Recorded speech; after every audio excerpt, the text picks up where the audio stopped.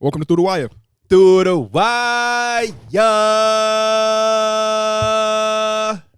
We back, ladies and gentlemen. That was decent, wasn't it? You can do that when you're the inventor. You can do that. I invented that. But I can do that because I invented that. I invented that. You feel me? I made that. Okay, I need clips to do like a little. He had just every version of the Through the Wire, because sometimes you do it just regular. You do it know like how that. People sample things. Yeah. You know how people recreate things. I made that. So if I ever hear somebody else say that, 85% off top. 85% is generous. You can do that when you own it. That's what happened with rap songs. When a lot of artists use a sample, and then it never come out because the person who actually owned it be like, nah, we ain't splitting the 50-50. Right. I want 90%. And then they be like, oh, hell, I ain't giving you 90%. Okay, we'll take my sample out of your song. And that's how you get some songs. Like, what was the song by Wiz that he dropped before but can't get on Spotify and Apple, so he changed the beat? It was something on Cabin Fever. I forget what it was. Phone numbers. Phone numbers is like, and there's certain mixtapes that will never hit the streaming platforms because of that. Yeah. I mean, obviously, some people are rapping over other people's beats, but then there's some songs. The thrill. I don't. Is the Lil Wayne. I wish they had all his like mixtapes on there, or they could. But the thing that surprised me about Wayne, they don't have all of them, but they have a few. They in the recent years they put up a few. Like, Sorry for the Wait on there. I'm pretty sure they put No Ceilings up there too. Yeah, that surprised me when they put those on there, because he's legitimately rapping on other people's beats. Yeah, Swag Surf. Like, he just got that connection. It's Wheezy. You know what I'm saying? I'll let him get them streaming numbers. I was about to say, I'd be honored that Lil Wayne was like, let me use your beat. Please say the. Wait, what? It's Wheezy. Please say the. I don't know. Yeah, use F baby. What's the F for? Please say that. For phenomenal. Yeah. For front door. It's a great time to be a sports fan. There's a lot of stuff going on. The NBA season is about to start. Preseason is officially started. Did y'all watch the one? Was it Alibaba? I don't know. I watched like the first half. It really wasn't. That was it. It was on some. Yeah. It was on some very weak. Yeah. Stuff. I always get excited for preseason, then it actually start, and I'm like, what else? You know what I'm saying? It was just fun to watch Luka drop 25.5. That was really. He was gassed too. Yeah. I'm excited for today. Why? The Lakers play? Yeah. LeBron ain't playing. Draymond That's ain't playing. fine. I mean, we just get to see some of the young dudes. Yeah. You see Jalen. Yeah. Jalen what? Hood Shafino. Who you think gonna be the first rapper to say that? I'm so hood like Shafino Jalen. I came through number Money one bag, on yo. a playlist. He gotta drop at least 120 ball before he get his name dropped in a song. That's not true. Mo Bamba had a whole song written about him before he did anything. They was friends? I didn't listen to it, but didn't Drake Drake drop a Kobe White bar? I hope not. He dropped the Dylan Brooks bar. I saw the Dylan Brooks bar. I didn't listen to the album. Kobe White. You're missing our biggest fan. Yeah, our our biggest Weezy. Yeah, biggest fan just left the building. So we got basketball, football, baseball's in the postseason, the WNBA's in the finals. Like, obviously soccer's going on. Like, there's a lot of stuff. Cricket This is like the too. busiest time for sports time. Yeah. Because like all of them just like mesh together at one point in time. And you have to try to allocate your time accordingly to keep up with everything. Yeah. No, you prioritize. Well, yeah, for sure. So what's number one on your priority? Right now, football. On some rich, I cannot wait for Sunday, bro. Yeah, seriously, bro. I was like, bro, I can't wait to relax on Sunday, like eat some good food, be sitting on my couch watching the game, probably in the Discord. Football gets you through like that dead time of NBA time. Yeah. It literally just. Because as soon as the regular season start, I'm sorry, football, you got to take a back seat for a little bit. Definitely gonna take a back seat, but I'm gonna definitely be locked in because football is also at a good point right now. It's just a lot of good football. That 49ers Cowboys game is about to be a movie. It's about to be a real big movie. The Bears versus Commanders was a movie because both of them, you know what I'm saying? We on the board, baby. We on the I board. put Purdy in the starting lineup. You put who? Purdy. Over who? Well, Justin Herbert has a bye week. Okay, so you have really that Cowboy defense. And I was still projected to win even with Justin Herbert sitting you going out. against me? Yeah. Well, I traded for Amari Cooper and Kenneth Walker, and they both have buys this week. Smalls hit me in the DMs, asked for a trade, and I told him like eventually like no, and he's like, come on, I need this. Or no, I told him like I don't need this, like I'm 4-0, like let something happen and I'll maybe talk to me again. That's funny because me and him was talking. I told him, I said, bro, you're acting like you Mike or whoever is 4-0. I'm like, they don't have to do anything. Yeah. You are 0-4. You need to do something. That's why I was like, I don't need this. He's like, Mike, I need this. And I was like, man, I can't even do it. Talking about throw me a favor in this league. Anything else sports related? Obviously, baseball's going on. Shout out to my D-backs for. Well, you went to the soccer game. I went to go for see your the Chicago birthday. Fire not play against Lionel Messi. And I'm going to be honest with you. I know the MLS, for the people at home, every league is in different tiers. You have the Premier League, so on and so forth. And MLS is towards the bottom. People don't care about American soccer. Makes sense. That game made me want to care about MLS. So I might. The Chicago Fire are on the playoff hunt. They got 2 games left in the regular season. We watching tonight. How many soccer games are in a season? Don't ask me that. You can Google it. Just see what they Because I say. think it depends on what league. I want to say 40-something for like the Prem League. They but gotta I have have the no idea. most stamina, right? For sure. Out of athletes. For sure. I would was assume. watching and a guy named Shaqiri, Mhm. called him Shaq. He was everywhere.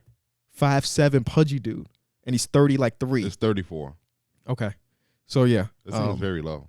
That's a lot. Phew. Soccer? That's a lot of That's a games. lot. That's a lot. Oh. I was just comparing it to other leagues. It seems very low. What if you were 34 football football games? Well, football's I guess soccer's physical too, but football, I understand why it's 1 game a week. How many think is in a hockey season? I forget. Probably around the NBA's. Yeah. 70, some 80, some. I feel like that shit just as physical. Yeah, no. Hockey players play extremely physical and don't get paid the money. Let's see. Dude, that shit for the It love has of to be. sport. It feels just like basketball on ice. To me. It's 82. Oh my God. That makes sense. I know my hockey. We at the hockey game. Yes, we are. We're going to see the Blackhawks. When I was in Detroit, the Blackhawks were in town, and I wanted to pull up to the game. It's preseason, so it doesn't matter. But like, it was cheap. Like to be like center ice, second row was like $100. Mhm. I could do that. I could walk from my hotel to watch them play and walk back. Yeah, hockey's one of those sports where you don't even have to pay the expensive. Yeah, you've been there. How was your hockey experience? Hockey is fun, especially when you're sitting in the 300s. It's like such a good view, and they're Agreed. cheap as hell. That's one of the places where I'm okay with sitting way up top because you get to Yeah. experience it. I want to be Decent. there when they finna fight, so I want to be closer. I feel that. So I can be like, slap them. That's They- more disrespectful. They break the board and the glass fall on you, Uh-huh. but you signed the waiver. No, you signed the waiver to sit No, there. so- I didn't sign the waiver because I came late. Y'all know what's funny? I hate when football players try to fight because they have on helmets and they be swinging at each other. They be squaring up. Yeah, I'll be like, bro, what are y'all doing? Like, realistically, why would I square up with someone wearing a helmet? Since we in football, Testosterone just super high. since we in football season and everybody locked in on it, I would highly recommend that y'all watch Club Shay Shay interview with Marshawn Lynch. It was Oh phenomenal. yeah, I was that was listening one. to I had saw a few clip outs of it, and I said I wanted to watch it. Yeah, I but- saw the clips and I'm like, I need to watch this. So I watched it last night before bed, Mhm. and it was one of those things. It's like I'm gonna put this on, I'm gonna watch, and hopefully I can fall asleep. No, I watched that whole thing. It's the #1 basketball podcast in the world right now. I watched that whole thing. I love him and Chad Ochocinco when they together. For real, Yeah, like if They you go to the crazy. basketball charts, They are Club Shay Shay is crazy. #1. they are crazy. They are crazy. It's the reality. of it. Brittany Griner. Yeah, I would- Marshawn Lynch, but it's the #1 basketball podcast. So I should try to get. Brittany Renner. What did I say? Grinder. Grinder. I'm so Grinder. sorry. Oh, Brittany Renner. yeah. Brittany It Renner. went- it went right Brittany over. Griner would have made sense. Yeah. Brittany Renner. So we should get fucking. I just cursed. Yep. Mark me down. Yeah, We mark should it get down. for Taylor action. Swift. No. Numbers will go crazy. I mean, yeah. We could just change our. You can when you upload on podcasts, you can change your tab. So like the Kenny Beach and podcast is also a baseball pod. So when I'm going up, I'm also going up on the baseball charts, which I haven't mentioned baseball one time. So we could just put our show NBA/cricket.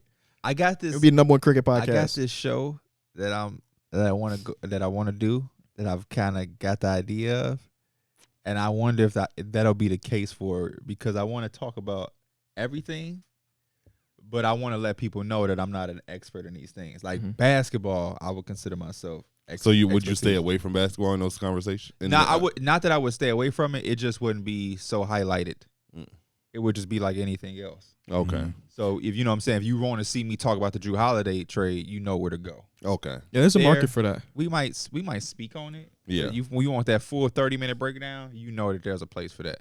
Yeah, because when I was getting into baseball, I had the Kenny Baseball channel, and people just love to hear me talk about stuff, even though I wasn't an expert at it. That used to scare me away. But then people said that with the football thing, and like, you know what I'm saying? I like it. I think it's fun to not, and I don't want to give away the title live on air, but that's part of the title of the show. As long as you're not portraying yourself as an expert, Right, because that people are going to enjoy people it. gonna relate to it because not everybody's an expert. They damn self. Right, exactly. So, I think there's fun in not always being an expert in something. too. 100%. Yeah, because it's hard to be an expert at everything. Why do you think I try so many hobbies? The start is so fun for me to getting into something, and eventually a lot of it end up dying out. But like that first couple months of getting into something is always super fun. It is. Side note, I was seeing that in the 2K community where they were saying that 2K is, and I think we can relate to this to a degree. 2K ain't as fun for some people because they said everybody trying to play comp. Everybody's like, we always stay true to ourselves and like we gonna play pro-am for us. Yeah. KB can be just the player he wants to be. Mike don't have to be a little guard and trying to play the meta. It's like, no, we'll play and we'll try to win, but we'll also find the fun in sometimes getting our ass bust by people who play in the meta. It's like we've played against teams. We feel good where it's like y'all play that meta, y'all playing comp, and y'all only beat us by one. Yeah, facts. Like the one guy came into Mike's chat, like we don't even know the meta yet. We play comp. Like in 2023, gaming is I need to be the best at all times. The most fun I've had on Pro-Am or 2K in 2023, me and Kyron were selling a game of Wreck on Mike's team. I created a build with no defense. He's got 99 layup. I'm just shooting floaters and selling the game. But it was so fun. And that's better than like sweating out a game of a comp team. So I mean, we like games I'm be too fun. old for that, It don't honestly. be. It's not. I don't like going against the really meta dudes, but a nice like fun game of Pro-Am is when it do be close. So You know, and I think the most fun we've had in a long time playing is when you made a team and I made a team and we kind of it became unbalanced because my dude just outperformed your dude. But it had to, you know, and it was a series and like, you know what I'm saying? That was fun versus like matching up randomly. We're not even comping. We beating a team by 40. Like how is that happen? we do that for 3 games because they just don't like the other team don't got thumbs, and then we going against a team that's 112. There's no third balance week of 2K in between. We just play a team that's 24-11 like us? Like it's very weird. But I think that's the same thing. That kind of shied me away because it's like I don't want to be talking about things that I don't know and all of that. But then when I did it with the football things, it was like, you know, this is fun. Because it's not as much detail I have to put into like basketball, but I'm not talking out my ass either. So yeah. Would y'all say the buzz on 2K has gone away faster than normal?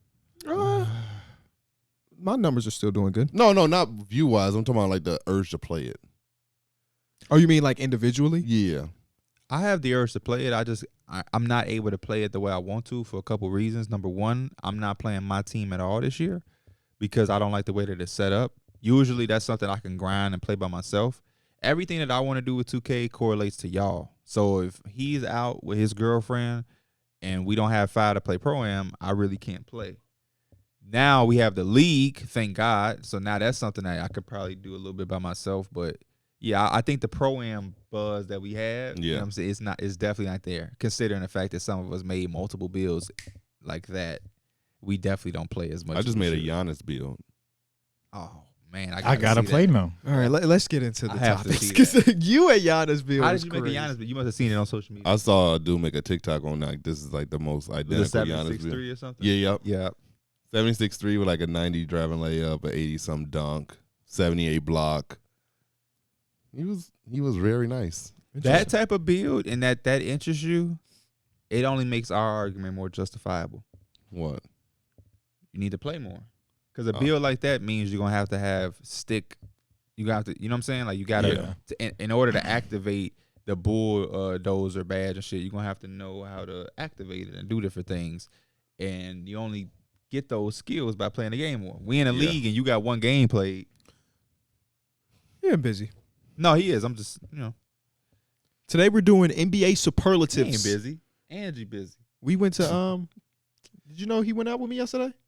Oh, I didn't know it was yesterday. Yeah, we went Yeah. yesterday. Oh, okay. We can 'cause talk I about wouldn't- that later. I wouldn't have texted you saying. Yeah, you wanna texted. ride. I ain't have my phone. Yeah, they took our phones away. Oh, okay. It was one of those no phones things. That makes sense. Yeah, when we walked down, I was like, "How they gonna take 20,000 phones, KB?" And then I They saw did. Yeah, But they don't take it. They put it in the bag and Yeah, lock yeah. the bag. So yeah. just And you keep- have the keep it. bag, and you can't open the bag until you get outside the arena. Yeah. Like That makes sense. so. I play with him like, let's hurry up and run so I can tweet out what he said. Good. We saw Like that. somebody getting in trouble, and I'm assuming it's because they had an extra phone or something. Oh wait, somebody got in trouble? Yeah, you ain't see that. We'll talk about it later. We'll talk about it Oh, later. yeah, Let's get okay. into It was the NBA. Darrick over there like, keep going. NBA superlatives. Our school didn't do this, but a lot of schools end up doing like most likely to succeed, most likely to make it to the NBA, and so on and so forth. So we put together our own list of things that would be in a preseason yearbook of the NBA. I'm mad our school didn't do that. Yeah, I'm right. Well, in 8th grade, I got best smile. Hey, look at you. Yes, I did. So the first one is most likely to break out. Now, I put all of these in the group chat and made it ambiguous in a sense that I wanted it to be like up for interpretation. Mhm. So what breakout means to you could be different than what breakout means to me. But how did y'all tackle most likely to break out? Some of these are kind of grouped with teams and players. Okay. 'Cause it seemed like some of these categories could fit for both. Mm-hmm. So that's pretty much how I looked at it. Who you got? Yeah, I Oh, thought you about to throw somebody out. For me, I think the Orlando Magic could be a team that could potentially break out. They're talented. Paulo's in his second year. I think we're going to see a big jump from him. I think Franz is going to have a really good year. And I just think in general, I think that team showed us a lot last year. And I think they're kind of on a trajectory where this might be the year where they kind of break out and they're like a play-in competing team. Mm-hmm. So for me, I think the Magic could be a team that could really break out. Mm-hmm. So I tackled it in a couple different ways. First one is like they're already kind of like good, but they're going to get to that all-star level. And I put Tyrese Maxey for that one. Obviously, with James Harden, we don't know what's going to happen right there, but I can imagine regardless, his touches and just like his playmaking opportunity is probably going to go back up. And from what I've seen, like they said he's untouchable. It looks like they really believe in him. So I got him as one of my guys on my list. It's unfortunate. I agree. Like Tyrese Maxey was one of my two guys that I put to, and that's with or without James Harden. Like I didn't tackle this thinking, oh, James Harden won't be on the team because obviously we know he reported, and the way Tobias Harris was talking, and some people talking, they might be able to make it work for the season. I don't know, but regardless, I'm not a big what's that guy named Drew Hanlon fan. But when he say that Tyrese Maxey averaged 25 points, anything less is a disappointment. I feel that because he averaged 22 points per game. He's one of the best catch-and-shoot players in basketball. He's one of the quickest players in basketball. And he adds this element to the 76ers that makes them at least a fun-watching team. Because in the half court, they can give it to Joel, play it slow, James Harden dribble, but they also have that second gear, and Maxey provides that second gear for the team. So he's a nice like balance because he can do both, right? Catch and shoot, also run the break. And I'm been I wouldn't say fan, but I've been high on Tyrese Maxey over the last couple seasons, and he had the 20-point per game jump. And I'm expecting, when I say breakout, I don't mean he about to average 30 of them things, but like potentially be in an all-star game this season. Oh, you could see him being an all-star game. I could see him being in the all-star game, yeah. Even with James Harden being there? James Harden was not in the all-star game last year. Well, no. But I'm saying, like, Yes, if yes. James Harden is still giving you 21 and 10. I don't believe he will be giving us 21 to 10, but he could. Yeah. So you're saying Harden is a guy that's most likely to regress, potentially. Dang, On you that team. spoiling spoiling. On that questions. team? No. Oh, yeah. That I was just... No, was more so it's not just that. I just think that Maxey's role would probably be increased just by him, by nature, being better. Okay. You know, and that might cost James Harden a few touches, but a few touches away from James Harden, it's not that big of a deal. The same thing with Joel Embiid, because they don't want, at least I would assume, Nick Nurse and company don't want Joel Embiid to go out and have to average 33 points a game because now he's got his MVP. His next goal is to make some postseason success, and part of that is maybe taking his foot off the gas a little bit come regular season and not have to worry so much, and then we get to the playoffs and his foot is hurt. Yeah. So let Maxey take over. Hopefully he buys into that. Yeah. Most likely to break out. I had a few names on here. Trey Murphy III. Like it. Trey Murphy III with the Pelicans. I'm gonna wrap back around and get to that because another thing that we have will tie into that. I think I got the same guy for that. Anthony Simons. I really believe that a lot of people don't know how good Anthony Simons is. Darrick, you can attest to this, man. I don't know if you've seen it. Baker Mayfield has been everywhere for this. But anyway, people post the Blazers starting lineups and Simons is a 6-man. Yeah, I don't Makes no understand. They sense. don't know who Simons is. I don't think people realize how talented he was when Dame, like even with Dame there, he was still good. But when Dame wasn't there, like when he was covering him, when he was doing that core injury, Anthony Simons was really good. Phenomenal. Yes. So I think last year Dame back healthy. Dame was phenomenal. It shadowed a little bit off of Simons. I think it goes back to what we saw with the core injury. And Simons is going to be a guy that they're going to lean on heavily, especially as Scoot and Shaden Sharp develop. He's the one that's going to, I think, really break out. I think he's going to be putting up some numbers that people are going to be like, dang, hold up. Because they wasn't aware of the core injury. And I think the way that the team is talking about Scoot, I think it's just going to make it so much easier. Like, people are talking about how fast he is and how much of a good passer he is. And, like, if you have that type of gravity that Scoot is going to have where he's constantly attacking downhill, it's going to make it so much easier for Simons.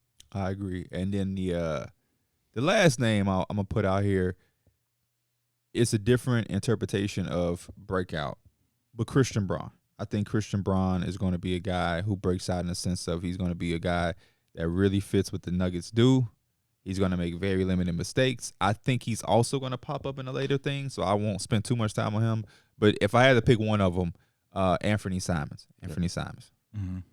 I just had a couple names for all the categories we kind of did. Mm-hmm. I feel like actually the same way. One of the guys I can just save for the later, but another guy I also had was Alfred Sengun. Just with a more like full, like a complete team around him, I feel like naturally mostly his stats are just going to go up. You know, I feel like the defense should for one be better. Obviously, I think he's really talented at getting rebounds, so obviously that category is going to go up.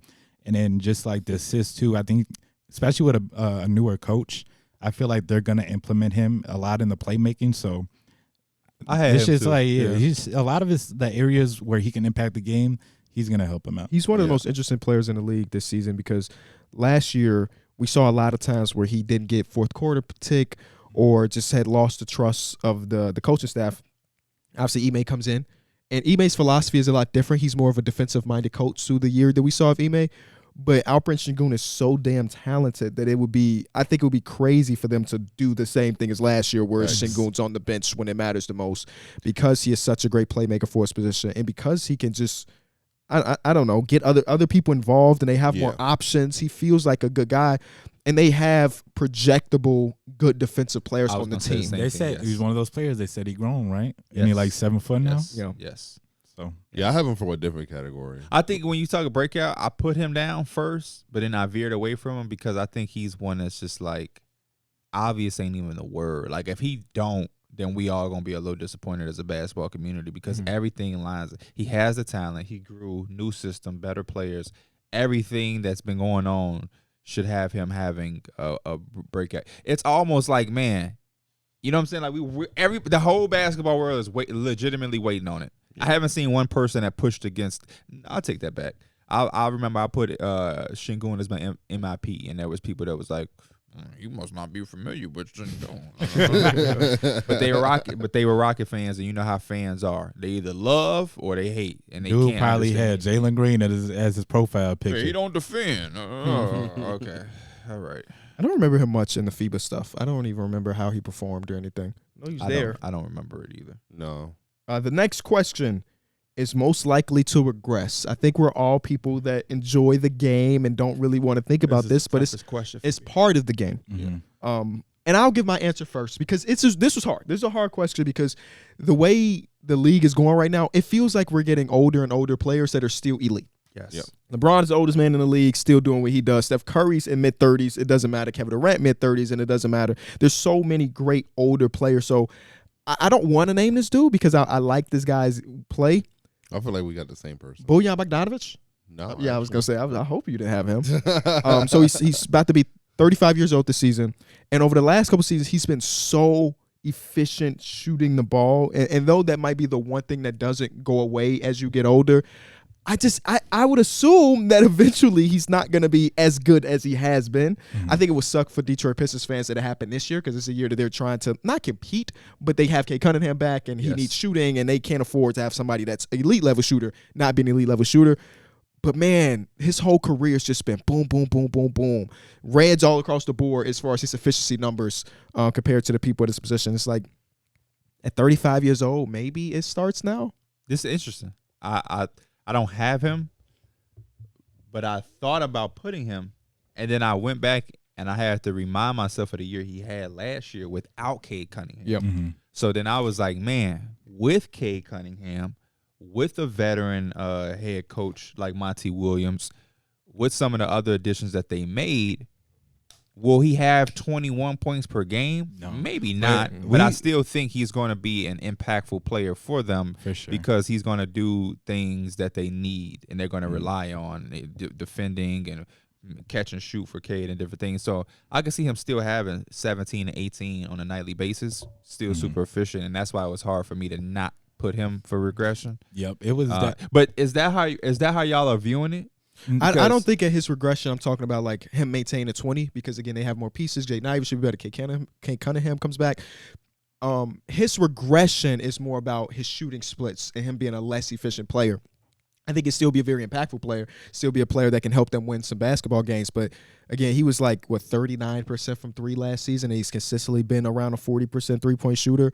So I was just with my assumption of regression, it's like he's just not one of 34%.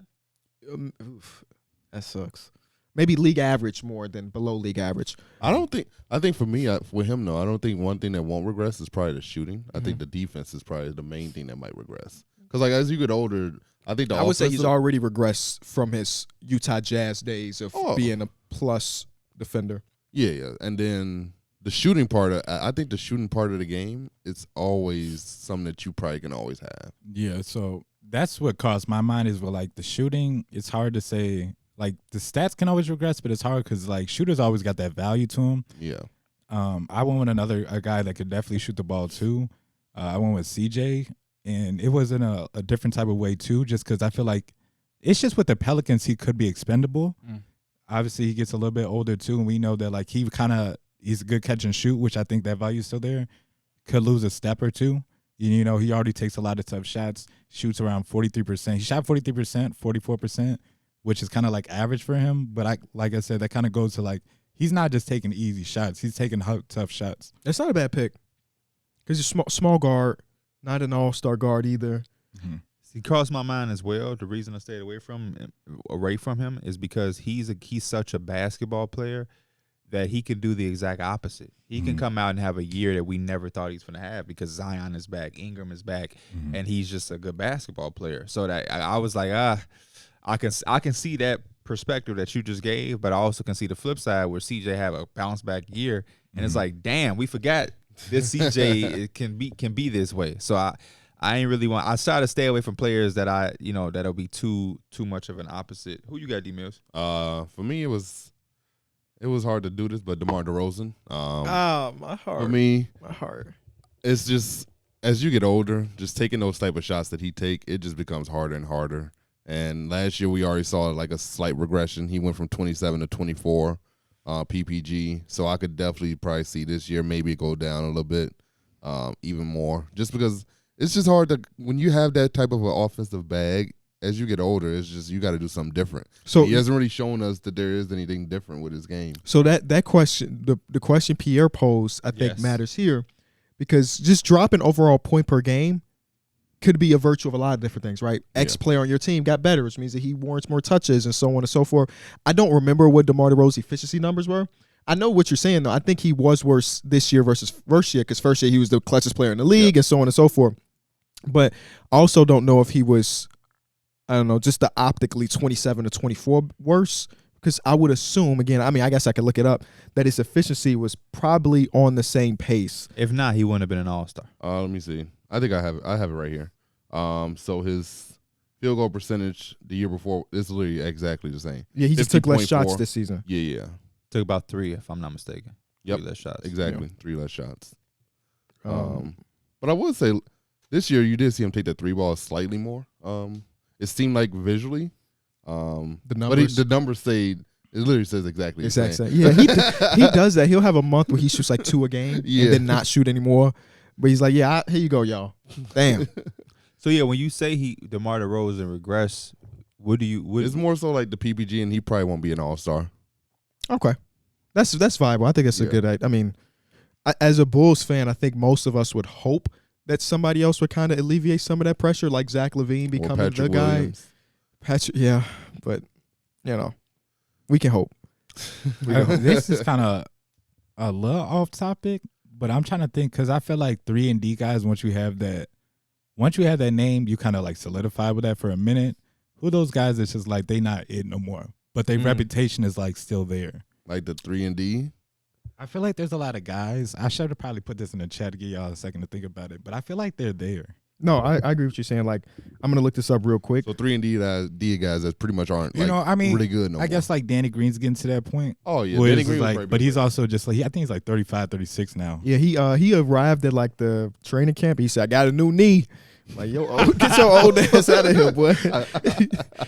But Because Robert Covington is still in that category. no, he can't be. Yeah, Yeah. that's a good one. That's a really good. But I was thinking about a younger player too. Let me look at Robert That's- Covington last year shot. Hey, he's still 3-and-D. He shot 40% from 3 last year But he does this though on where 3 his- attempts. But his Okay. How many 3-point minutes per game? percentage, yeah, 16. his 3-point percentage goes up and down. Yeah, he's not 3-and-D no more, man. Yeah, I can't even account for his percentages defense. fluctuate so much. I have 0 memories of Robert Covington last season.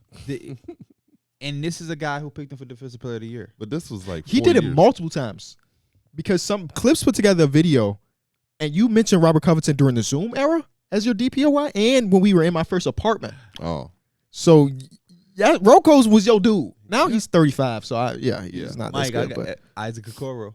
He hasn't shown us a 3. yeah, I was hasn't thinking the same shown thing with us like a Lou Dort. Lou Dort takes like 6 threes a game, Yes. but shoots 33%. It's like optically he might seem like that, but teams play off of Lou Dort. I guess the next conversation to have is 3-and-D because that's what you provide, or is that because that's what your title is? So Lou Dort's title is you're going to defend and you're going to take 3s. Yeah, nothing Yeah. else. Right. Yeah. That's the only thing we're asking for you. Or layup. That's the only role you're going to have. I Yeah, it feel might like be it's more role s- versus. Yeah, I can see that. yeah. Instead I of think it's- archetype. Yes. I think it's more so title. Because no matter where Lou Dort goes, He's gonna be. he's going to be 3-and-D. We're going to Yeah. ask you to guard and we're going to ask you to shoot 3s. You're never going to have isolations. We're never going to have you coming off pin downs or anything, exquisite. It's not impossible if he had, For sure. a floppy play for whatever reason. But Nah, I see what you're saying for sure. that's going to be your job. You know who's 3-and-D? Patrick Williams. Patrick Beverly. Patrick Beverly, Patrick 3-and-D Beverly. at 6 foot. Is he still 3-and-D, y'all? Pat Bev? Yeah. Yeah. 'Cause I don't really. He's not really. Is putting the ball PJ in. Tucker 3-and-D for y'all? Absolutely. That boy sit on that corner, boy. Sometimes he just did because he refused to take the 3. Yeah, PJ Tucker's a little iffy because he literally will have games where he don't take a shot. So Patrick Beverly shot 33% from 3 on 3.5 attempts last year. So y'all With the determine. Lakers, he was not 3-and-D. And with the Yeah. Bulls, he was definitely not 3-and-D. I'll tell you that much. Sometimes he wasn't D for us, too. Not Patrick Beverly. PJ Tucker, 39% 3-point shooter last year, 1.9 attempts. Yes. See, I think it's the role versus the archetype. who do y'all think will be the best 3-and-D player KCP. next year? KCP. Oh, KCP's up there. KCP is 3-and-D. Yeah, KCP provides both of those things. Yeah. I think Grant Williams next year will be a guy who. If you're saying corners, 3s, yeah. PJ Tucker Jr. But KCP, man, KCP Who's is going to be the really- best 3-and-D player in the league next season? That's such a. There got to be a wing that we're just. it's not gotta be a thinking wing, of off the yeah. top of our head.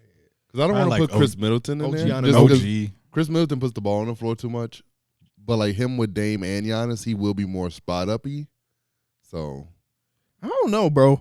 Chris Jaden Middleton go McDaniels. get his isolations. It don't matter who on the team. I look at Chris Jaden Middleton. McDaniels a good one. He ain't saying it, but I actually think Jaden McDaniels this year is going to break out of that. He's going to take a Yes. step there. I'm not a 3-and-D guy. Yes. I hope he does. Yeah, I think really he will. do. Chris Middleton reminds me of Clay. yeah. When Clay said, "Shit, I'm gonna get mine still. I Oh, ain't giving up yeah. no shots." I think Chris Middleton will have the same thing, and I think that'll be better for the team. yeah. The team shouldn't just go into Giannis, Dame, y'all take turns. They have to implement. If you get Chris Middleton to still be Chris Middleton with those, because those guys are gonna be those guys. Yeah. You're gonna be a very dangerous team. You can't go 82 games and Chris Middleton spot up, and then in the playoffs come, Damian Lillard is struggling because he's getting guarded by Drew Holiday, and it's like, oh, Chris Middleton beat you from 2 years ago. No, Right. let him continue to be him. So because you're going to need him. I'm telling you, Damian Lillard, by design of being a jump shooter as a guard, he's gonna. It's inevitable. He's gonna have a game. Where he's gonna struggle, and you're gonna need Chris Middleton to be another perimeter threat. Got regression. So the guys that I had. My guy, Chris Paul. Oh yeah. And this is an easy one, Yeah. and it's He crossed my Can I mind, keep but it 100 with you, P? what I expected a better one. I got a better one. I just wanted KB to know we weren't finna go through this. That was one of the first people that crossed my mind. no, he crossed my mind, but I was like, I can't put him can't down. do that. It's hard not I to thought put KB him. was gonna put him when he said, "Man, I like this guy." No. I thought he was gonna say, "Man, Chris Paul," but because nobody said it, I just wanted the KB to know that's your man's. But we aware that he gonna take my real one. He just looks so weak in that Don't he, jersey, bro. He looks so weak. Them shoes big, that arm sleeve bro. big. You know, everybody wearing the little arm sleeve Oh, now. He man. still got his shit up He said here. he finally get used to them saying Dub Nation and not getting mad at it. His hair is just thin as hell.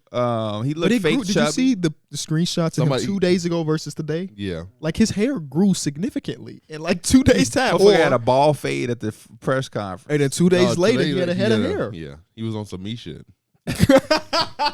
Hell no. I like that. Besides him, though, because he's so obvious, Jeremy Grant.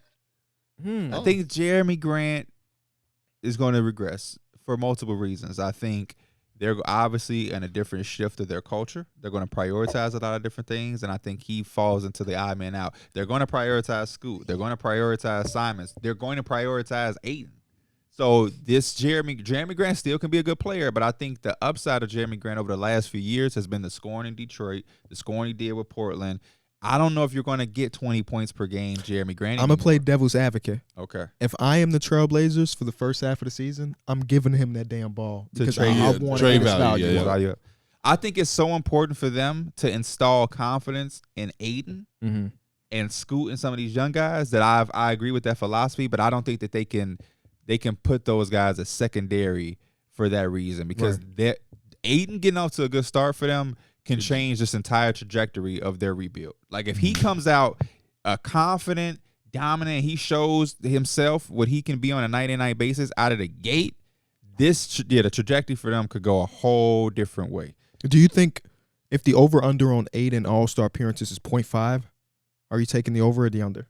I'm taking the over. Say that one more time. If his All-Star appearances in his career is at 0.5, over or under? Jeremy Grant? No, Aiden. Aiden. Oh, Aiden? I'm taking the over. I'm taking over. I I'll think take over. he's due for 1 or 2 All-Star seasons. I think he can scrape one, especially being so with if I Portland. put it at 1.5, are you still taking over? Because you have to think about where he's at, the course of the league, the front court position. So he essentially is competing with I'm Jokic, taking the under. AD. I'm taking the under. So you think he's going to potentially be a 1 All-Star guy? I think he can get 1, but also Boom. I'm contradicting myself at the same time because I think if Aiden can get you 1, he might can get you 2. That means he's really playing. Right. Maybe wings, guards can have but like a big. That means he came out. Rudy Gobert is a multiple-time All-Star. I think Aiden can get the How Yeah, I many? think How he many is. one-time All-Star bigs do we have? I'm Sabonis gonna made it look up twice, now. right? Yeah, Sabonis has been there a few Vooch times. has been twice, right? Vooch might be I one. feel like he definitely got those in the Magic days because he was literally one of Because the he didn't top get 10. any in Chicago for sure. I don't remember. I know he got at least 1 in Orlando. I don't remember any. I'm looking Vooch up first. Vooch has. Oh, let's stop playing with Vooch. He does have 2. Yes. That's me.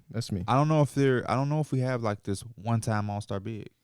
Let me see. List of All-Stars. I mean, I guess right now it's just Jared Allen, but he just got his. Right. And Jared Allen's a guy, if you asked me to put it at 2 or like a 1.5, I'm taking the under. Taking under? I don't know if he I'm gets taking another under 2 because I look at him and Aiden so different. I feel like if Aiden is making it, he's rebounding and scoring. Mm-hmm. Allen, hometown team type of thing, like yeah. So I could see him being a 1. Ooh, here's one. Chris Porzingis, one-time All-Star. He should be 2. He Last should be. year, I he was think an last All-Star year he to me, could have man. got it. Yeah. They just sucked so bad. I feel like it's going to be hard for him to get it in Boston just because I think Jaylen Brown and Tatum are locks for the Oh All-Star no, game. man. If these boys come out and dominate the league the way that they could, and Porzingis doing him, if he was probably healthier too a little bit, or if Kristaps was healthier, I could imagine him getting. But also, I also could see a world where they give the nod to Drew Holiday. I could see that too. So, I could see where they give it to Kristaps too. Yes. So it's like they have a competition for the All-Star positions. What if they pull the Atlanta Hawks of and give all 2014? I mean, they ran the league. Yeah, that means that All-Star break. Twitter gonna be unbearable for that. Another one-time All-Star big, Brook Lopez in 2013. Injury replacement, but he one-time All-Star. That is true. DeAndre Jordan, one-time All-Star. Dan Issel. Isn't that interesting? He made one All-Star. He's a Hall of Famer, right? Yeah, what the hell? Gordon Hayward, but you want bigs, right? Yeah. That's kind of it. I got another weird guy for regression. Okay. It's going to sound odd, but dude been consistent for like the last odd amount of years, but Harrison Barnes. Still getting up there in age, but he's been averaging like over Keegan Murray. Yep, 15 points last year, 16 before that, 16 again before that. He's been hovering around like 15 for the past like 10 years. I can see that. The only reason I would give pushback on it is because he's just a professional. Mm-hmm. He just get. That's why I be offended for him when we play in 2K and we see that he got no badge. No badges. I know, such a consistent professional. He should have a badge, man. Yeah. And one thing about his agent, he gonna get him paid too. For sure. He can't get no catch and shoot. Never too high, never too low. Harrison Barnes. That's his no whole pogo brand. Stick. This is a guy who workhorse. He can't even get workhorse. This is a guy I want to throw out there. I'm not sold. I'm not betting. I'm not hoping that he has it. This is tough to say because statistically he's gotten better every single year. But due to the team, and again, this is where the definition of how you perceive regress comes into play. Keldon Johnson. It's hard for me to figure out where Keldon Johnson lands in the Spurs thing. Well, so I follow a decent amount of people in like every Twitter space. So like some Spurs Twitter or some Sacramento Kings Twitter. There's a conversation on Twitter a couple days ago between a couple Spurs fans about like odd man out. And they were saying that they feel like Keldon Johnson eventually will be the odd man out. So too. And I also saw a similar conversation with OKC Twitter about odd man out. And they were saying they might be Giddey. Not that they don't believe in Giddey or anything, but just like based on the collection of talent that they have and how expensive it will be once these players, because I think we all believe that Giddey's gonna be really good. Shai's already all NBA. Chet has great potential. J-Dub has great potential. Those are players that eventually might end up being max players, right? Rookie max players at least. Yeah. It's like, damn, can we afford to have 4 rookie max players? Because the Thunder fans and everybody, J-Dub has taken that reins, and you're hoping that Chet is that way. So I can see that. I think Josh Giddey is, man. If I'm a rival team, buying. I'm hoping. Buying. I'm praying. If I'm the Spurs, buying. But yeah, especially the value of having a big point guard who could do everything that he does. Like it's I hard. I think that conversation dies down if he hits his 3-pointers this year. Where they like, never mind, he's staying. Because he also plays for the Thunder, where they made this mistake once before. They might say, "Let's bite the bullet." Yeah, Sam Presti, like, man, I was the guy that traded James Harden prematurely. Let's not do that again. I was about to say Josh Giddey just over there with the Spurs having a triple double, 25 points per game. Yeah. So I want to throw Keldon Johnson there because I feel the same way with those people that was having that conversation. He don't deserve to be on this list. He doesn't. You know what I'm saying? But you played for a terrible Spurs team. You had 22 points per game. Now there's Vic. Now Jeremy Sohan is in his second year. They just committed to Devin Vassell. Where does he fall in line? And the Spurs are so proactive that I also think that he could be a guy that's not on his team the same way that he got rid of DeJounte. Right. Where they had DeJounte looking like this, and they gave him money, and then they traded him. The same thing with Keldon Johnson, where they looking like, okay, we got Vassell as our wing guy. We got Sohan and Vic. Let's get progressive and move on from it, because a team, the Pacers would probably bite at Keldon Johnson or something like that. I don't know. Some young team, the Cavs or some shit. Who knows? Next one, we get to the NBA season. This is just a straight on prediction. There's no method to this. Who's gonna be the first person to drop 50 this year? And I got this question from the people at No Dunks. Can't wait to see who y'all got, man. I got my guy. I've been also saving to drop the mic for this moment too. Because my question was this: I want the chat to predict, but not only do they have to predict who, but they have to predict the amount they're gonna drop to. So don't just be like, "It's Kevin Durant 50." Y'all need Kevin Durant 57 or something like that. But I'm going to be looking at the comments. We'll come back to it whenever the time comes. First person that gets it right, they're going to win a gift card. Oh, that's coming from Mike's pockets. Wow. Because I ain't That's definitely the ain't For the putting algorithm. for the algorithm. That's the Okay. first. Okay. Yeah, who y'all got? Number one for me was Joel Embiid. Just feel like when you are Joel Embiid and you're like that guy, it's hard to go against him. Also had Luka. Like these are like high usage guys who are gonna just like have the number one reigns that offense. And also a dark horse was Anthony Davis.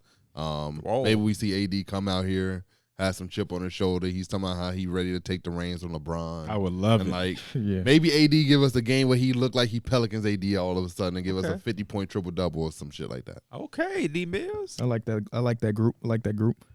I went not a dark horse because this guy has had 50-point games before, but I knew Luka was gonna get mentioned. Don't say my guy, KB. I'm a Is it a guard? say the name. Trae Young. Trae Young. Let's go, KB. Stop playing with Trey. He finna come out and get y'all 50 in the first week for disrespecting him all summer. In the first week. I'm with you, KB. That's my pick too. And I wrote one name. That's my I one. only wrote Yeah, one Trae name too. Young, man. Did y'all see during the training camp they did one of those things? They're like kindergartners do. My name is blank. I'm this year's old. When I grow up, I want to do this and do this, do this. Trae Young once said, hold on, I can find it real quick. But at the bottom of it, it said, I'm trying to win a championship or something. And I felt so bad. I win no goddamn championship in Atlanta this season. You know what I'm saying? But that's just high hopes for Trae Young. And if he has that mindset that I'm here to win a championship this year, then maybe he's going out and dropping a 50-piece early. Mm-hmm. I also went with a guy that I know the volume of 3-point shots are going to be high, Mm-hmm. and I know he can get hot real quick. Mhm. So, yeah, that's why I went Trigger Trae. Yeah, I went with another dude that could shoot. Donovan Mitchell. Donovan Mitchell. His friend. I thought about Donovan Mitchell, but then I looked at his schedule and I was like, damn, the Cavs have a tough schedule. If to he start. hit, bro, if he Like come who? out and hit a couple threes in the game, relook he at not gonna miss, bro. He just one of those He's the players. guy that I wouldn't even care about the schedule. He Donovan Mitchell is. Well, he just- dropped 71 on the 5th best defensive team in basketball last year. Yeah, that that's dude true. is that dude is amazing. like they start off against the Nets, they go against the Thunder, they go against the Knicks twice, they go against the Pacers. You said the Warriors. Thunder? Yeah, What makes you think he can't be? the Thunder are still a very good team. I don't Last year give they a were a fuck who very they good are. defensive team. That's Donovan Mitchell we talking about. Yeah, I know. I was just looking at the fact that Can they're I going see the- against really can I good see- teams to start the season, and I was like, Where did it start at? you got to go up a little bit. Okay. The Nets. I mean, sure, they got McHale. He as good of a defender as McHale is, he's Donovan as good of an Mitchell. offense Yeah. of guy. And they have to prove that they're elite defensively. We projecting because we're like, man, Ben is Ben. But Claxton and McHale is still very good. The Thunder easily can torch. The Pacers, who on the Pacers is guarding Donovan Mitchell? No, Benedict Mathurin? Bruce Brown? that will probably just be a very high scoring game right there. The That's a Knicks, fun game. The Knicks, we can get it. We knocked them out the playoffs in Madison Square Garden. He won, and we played on back to back. I might have better scribble make sure I'm okay for that game because that may be the game. And we really good defensively. I think those are the ones where he turned up. We knocked him out of the playoffs. He loves New York. He'll be in the Garden. I was gonna say the man. guy, bro. Him I'm in the mad we Garden, playing he him that definitely early. dropping at least 30. You know, Who made our schedule? Why are we playing Donovan Mitchell that early in Madison Square Garden? That should have been game 39, not game 5. you know everybody want to go crazy in the Garden too. Everybody, man. Everybody. So what's the next one? Oh, did y'all give all of your ones? Hey, I only had Trey. Most likely to be top the best defense. What team is most likely to be the best defense this season? We probably all have the same answer. I had Memphis. Oh. Ooh. Jaren Jackson, Marcus Smart. I think that's a nasty duo combination. You already got the perimeter. You got one of the best shot blockers in the league. I think they could be one of the best. Only thing defenses. I have against them is they fan on that wing. They fan on it. I have no idea unless you're just comfortable night in, night out with, like when they play the Suns, who guards who? Yeah, KD. You don't really have a matchup for him. If you play the Celtics, who guards who? I guess you put Bane on Tatum, which is Oh man, yeah. I thought He shoot right over Bane I every thought you were gonna time. say Smart on him because That boy go contest like this. Smart, had, At least Smart can. Yeah, he a little pit bull get under you. And he knows the ins and outs because he played Yes. with him Yeah. so long. If they play the Chicago Bulls, what's the matchup? Marcus Smart on DeRozan, Bane on Levine, probably. Yeah, so Yeah. this wing, Who's this guarding Kobe wing- White then? Oh, Come on. It's So far, based on all the reports from training camp, he is the leader for the starting point guard job right now. Oh wow. Okay. So I don't know how that makes me feel. Where's Caruso? Could probably come up. Caruso's one of those dudes that give you great bite-sized minutes. He's give you 24 minutes a game. He's gonna be elite in those 24. Not on 2K. Yeah. Yeah, K. Bro, I played against Pierre and he ripped K Cunningham like 3 back-to-back possessions. Yes, bro. I'm like, bro, what the hell is I do that. happening? Yeah, he might be leading the league in steals. People be getting pissed off. He had a game when we did it last time in the league where he had like 9 steals. It's crazy, Caruso is OC on that damn game. That right stick ripper is OP. For Only problem is they don't make him good though. Like after his first year, he starts to regress, and then his badges start going away. He got one job and one job only. It's to pressure whoever bringing the ball.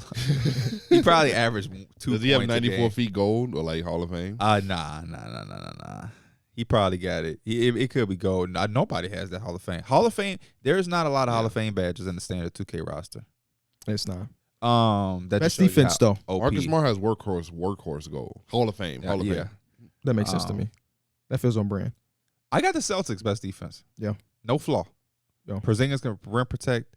The wings with Tatum and Brown, Darrick White, and Drew Holiday. Oh man. And Al Horford, if he plays in place of Porzingis, he's such a smart defender and he can, play the pick and roll a lot more rangier than Porzingis. But yeah, the Celtics. Yeah. I feel like I had They the were 3 Celtics last year too, right? Yeah. Yeah. And I had the Cavs who were towards the top. Yes. Or they might have been number 1 last season. Yes. So running it back, Evan Mobley obviously was a DPOY candidate. It's so weird that they were able to have one of the elite level defenses with that small backcourt, but both of them have bought in to be good level defenders. So I'm going to say playing running with back. Darius Garland. Yeah, I'm gonna say running back. Bro. I had Celtics. Is that the recipe? We all had Celtics up there. Yeah. Is had that to a be. recipe if you're gonna have a miniature guards? You got to have the extra big front court. I think so. Yeah, you do. I think but also I think you had to have that versatile 4. Like it can't just be a big slow-footed 4. Like you have to have the right personnel. Mhm. So if Mitchell doesn't go back to the Cavs, he said, "Man, I just got to be in New York," and he comes to the Knicks, Julius Randle can't be the 4. It'll be tough. I think you have because now you have 2 vulnerable spots. I think it works with them because Evan Mobley is such a good rangy switchable defender that it he can plug in a lot of different places. No, yeah, I think you're right. I'm just asking questions. Yeah.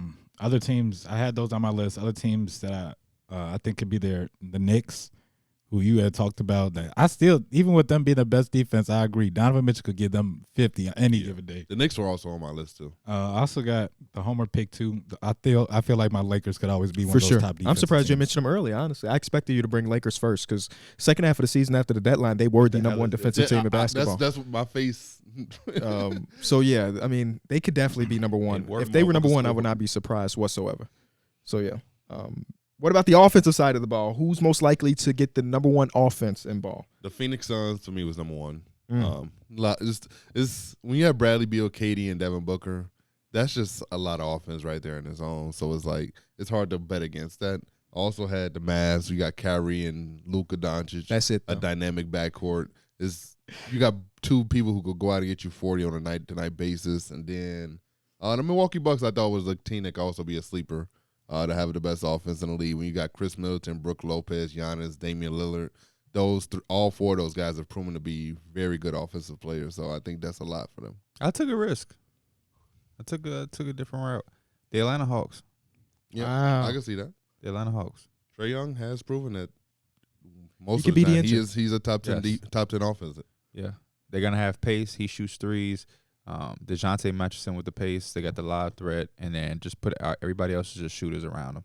Mhm. And even when Jalen Johnson is checking in and AJ Griffin, like they just fit what they would do. Nobody comes in and interrupts. Quinn Snyder's the coach. Like I could just see them just doing what they do. I went Nikola. I said Nikola. I went with Go ahead because that's who it is. I went with Denver Nuggets. Okay. Just because Nikola Jokic, he's still the hardest dude you probably got to plan for, and then also he just makes the team better. Yeah. Now, give me the Golden State Warriors. Mm. They're always top 3. And the times when they're not good is when Steph Curry's on the bench. If things go perfectly, now you have Chris Paul. a guy in Chris Paul that can run the second unit because they've always been negative. And that's a With good Steph one, Curry's on KB, the bench. because Chris Paul on that bench could elevate the Jonathan Kuminga, Moses Moody to where it ain't so detrimental. Remember last year where like the starters come out, oh man, Yep. the Warriors are just crumbling. So yeah, That's like been that the case in every year of Steph Curry's stardom. Because obviously early on he wasn't a star, but like Even with Sean Livingston, because Sean Livingston was still like I'm sorry, good PG. for them. post first championship. Where Steph Curry's off the floor, and it doesn't fall apart. The recent years has been falling apart, but like they're significantly worse when Steph Curry's been on the bench. Yeah. And this could be the year. I'm hopeful that this is the year where Chris Paul can help them be decent. They know you got to be good when Steph Curry's on the bench. Just don't be awful. Be average. Those early Warriors teams they had so much depth that like when the starters came out, they would increase their lead with their bench. Sean Livingston, That's how David West, most spades. Barbosa was on that team. Like, Brazilian they blur. had so much good depth, and it was so good. The coach most likely to be fired. This was a little interesting. It was a little tough, but I did go with Jason Kidd. I put Jason Kidd too. Jason Kidd was on there just because they did invest a lot of money in Kyrie. So like pretty much if this isn't working and it's like coming off to a slow start, like he's the guy that can get off to a slow start. Also I have Willie Green. I think the Pelicans are in a situation where like if that Zion Brandon Ingram duo ain't working and it's like coming out to a slow start and like they not really looking like a much better team because like last year they were the number 1 seed at one point and they were playing their ass off. If they do have all their personnel and they look like a team that's regressing, then it's like, okay, maybe we need to get a new coach. Interesting. I put Billy Donovan. Billy Donovan was my Billy answer, so- Donovan is my second on my list. Yeah. Who's your first? Jason Kidd. Jason Kidd. I got Billy Donovan. Billy over Donovan, Jason I don't Kidd. even feel like it was always just his fault. I feel like it's more so roster construction, but it's just like somebody got to go if they not playing well. I didn't do the Bulls just because, your reason of roster construction. I didn't really look at that roster and think Y'all should know basketball way more than this. I know the coach coach is the always first to goes go. first. Yeah. That's, coach is the first to somebody go. got to go. Yeah. Somebody They're gotta saying go. we got 3 All-Stars. You didn't make it work. Bye. Yeah. And them investing in them and bringing them back because they had plenty of opportunity to move one of these guys. They didn't. Yeah. They're gone. And Billy Donovan has been here for a while. Yes, Ain't he like has. Billy Donovan is his second year. Like Willie Green is strange to me. He has more of an excuse than Billy Donovan. These motherfuckers literally ain't playing. Yeah. And they still was I. Yeah, they made it work without their I don't get the superstar. Willie Green one at all. Jason Kidd, yeah. I don't get the Willie Green one at all. I think Willie Green is safe for a little minute. Does he have a 3-year window? No. But I don't think he on a hot seat at all. And if he is, David Griffin and Trajan Landon, they need to rethink what they doing. That'll be Because- bad management for sure. For sure. Where but it does happen in the NBA for sure, where a coach isn't given a healthy roster and still gets the blame put on it. But I don't think the Pelicans see themselves, or most people see themselves as a failure. You know what I'm saying? They're still so young. Yeah, I don't know if there's many Pelicans fans calling for Willie Green, and I feel like the first step in a coach getting fired is the fan base hating the coach. Now let me throw this name out there. How do y'all feel about Chris Finch in Minnesota? I have very high hopes for the Minnesota Timberwolves, so that's Me too. why I didn't even really consider him. But I have high hopes for them too.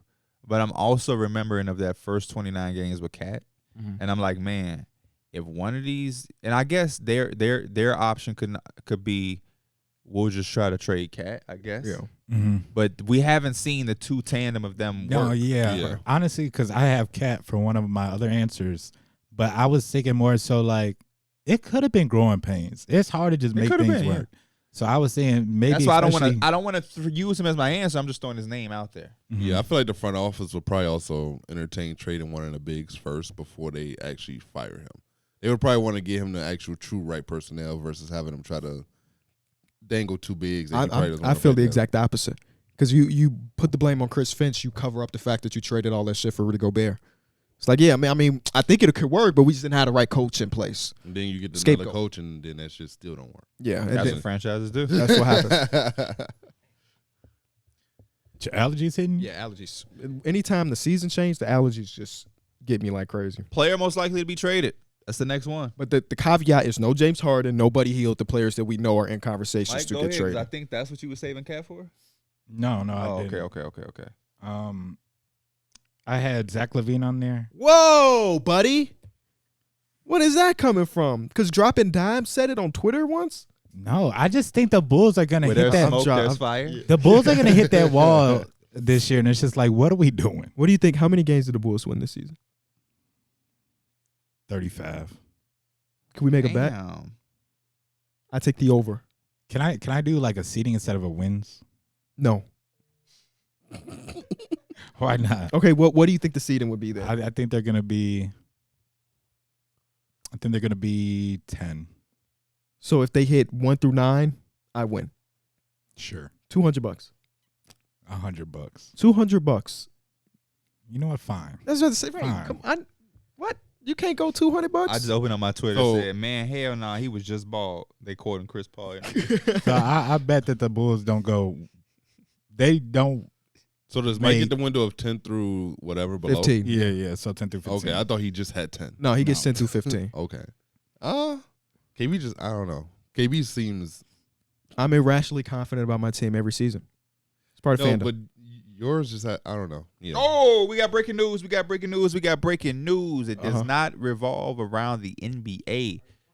The ESPN Adam Scheffler has reported that Jonathan Taylor and the Colts reached an agreement on a 3-year, $42 million contract extension, including $26.5 million guaranteed. That makes him one of the league's highest paid running backs That's and a clears him to crazy make amount for this that running season back. debate Smalls debut is Sunday. dancing his ass off.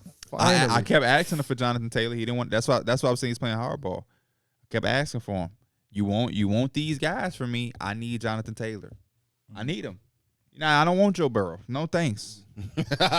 He really dangling Joe Burrow. He sucks. Jonathan Taylor cannot win him games single handedly. So I'm trying to give him multiple players I'm off for trade right now. versus your one because I have wide receiver galore. If you need a wide receiver, I got them all. Y'all was worried about quarterbacks and shit early. I got all the receivers. Romeo Dobbs, Well, he's got Cooper Kupp and Puka. and Jonathan Taylor coming back, so he might feel real good and might sit on everything to see how it looks first. Now that they're back, but who knows? But yeah, most player likely to be traded. You said Zach LaVine. I My feel- argument is if He the- was saying something. Do you want to make a Bulls bet too? No, I didn't have a Bulls bet. Okay. My argument is this: if the Bulls suck or don't get off till they start, is it DeRozan or LaVine? I when They would so- trade Levine. Yeah, because more value. I Yeah. feel like they would get. Okay. I don't know, man. Okay. The way people talk about Zach LaVine in the inner circle of the NBA, because of the money that he signed, they don't see him as an asset anymore. Even though he's a damn good basketball player, it's like, damn, are we gonna pay Zach LaVine $48 million? I agree. Mhm. Zach LaVine is damn near straddling underrated. Just me, and I could be biased, but it is what it is. Yeah. And isn't this the last year of DeMar's deal? Yes, So yeah, he's eligible for an extension as of right you now. trade DeMar, you trade Zach, Let then him walk. yeah, or you try to trade him at least. You try to get something for him. But it is a lot of money for a team to have to match it. So And he's such an interesting piece to have to throw into your team in the Yeah. middle of the season. You know what's gonna happen? Talk to Here's us. my big brain prediction: the Chicago Bulls end up doing. Zach LaVine with the Sixers. Yeah. Mm. The Bulls end up being mediocre, as we all assume they're going to be this season. Zach LaVine with the Knicks. RJ Barrett on the Bulls. They used they used their first round pick and draft a kid out of USC who's cleared to play basketball again, and Bronny James, Mm-hmm. which means LeBron is that guaranteed LeBron to Chicago. comes to Chicago for the last couple years of his career, and we're back relevant. Boy, LeBron is never gonna walk in the shadow of Michael Jordan. He was very close. Can't shoot Yeah. no movies in Chicago in this 0-degree weather that's coming I up. hate hearing the fact that shit was on the table. That's the one movie. What'd you say? I hate the fact that was on the table. What's on the table? That LeBron waited and wanted to come here, but the front office just couldn't Don't make it happen. don't believe in his hindsight speculation. I shit, believe man. it. It was from KC, and KC ain't told a lie since '96. I What was believe that it. lie?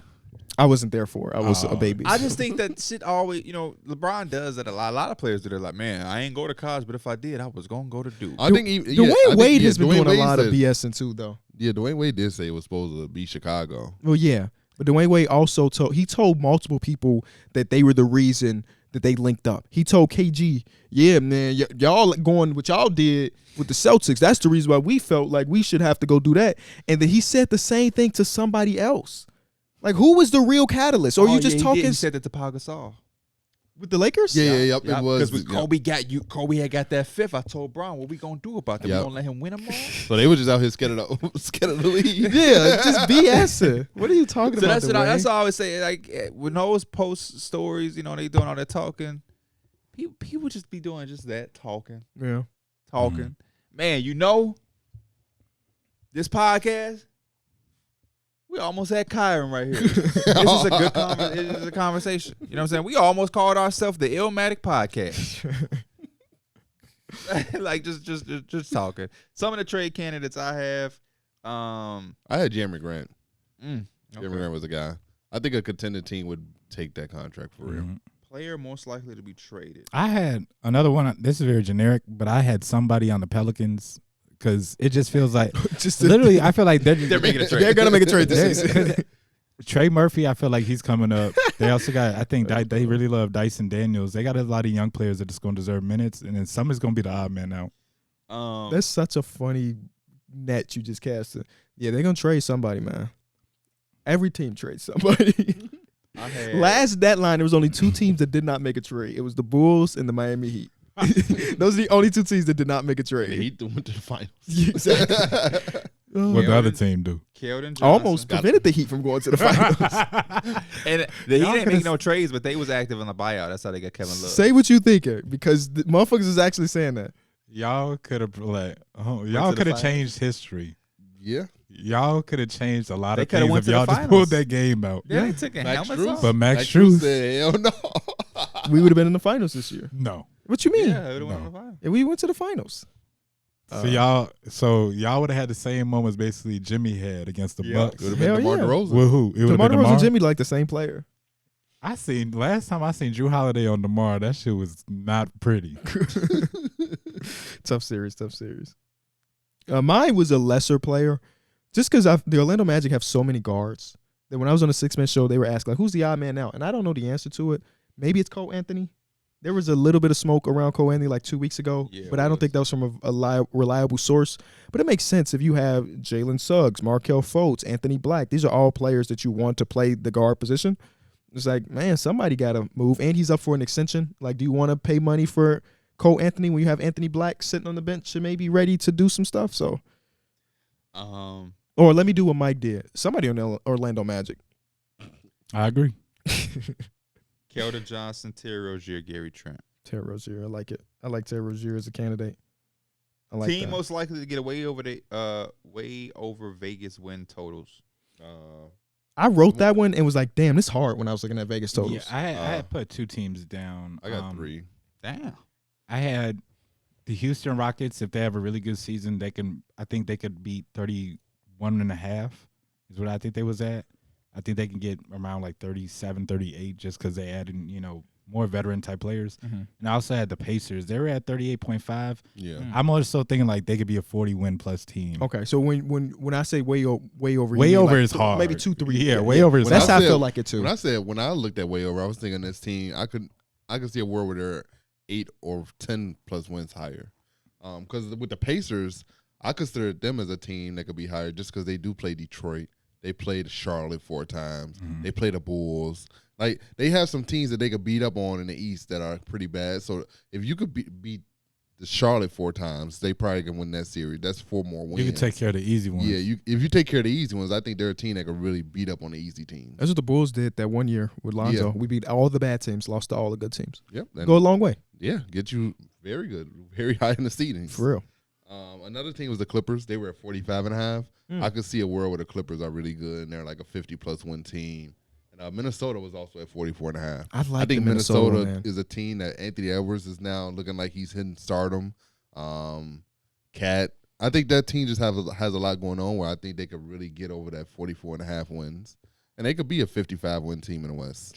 Shit. 55? That's Damn. kind of that's like 54-ish, number That's 2. like 1 seed, 2 seed. That's like I one don't see seed, the 2 50. seed. They do. have so much to show me because this man literally was saying he don't have his superpowers when them 2 dudes was playing. And because Cat only played 29 games, it's easy to forget about that and just think of the Timberwolves as what they were after those 29 games. Now Cat is healthy. Now Cat got a point to prove. Cat has heard the chatter. Cat is going to want to reinsert himself and show how valuable he is to the Timberwolves, or if not, trade me, whatever. They got some things to figure out there. So they're playing their preseason game right now, and Anthony Edwards playing his first game. He got 8 points, 3 assists right now in the first 12 minutes.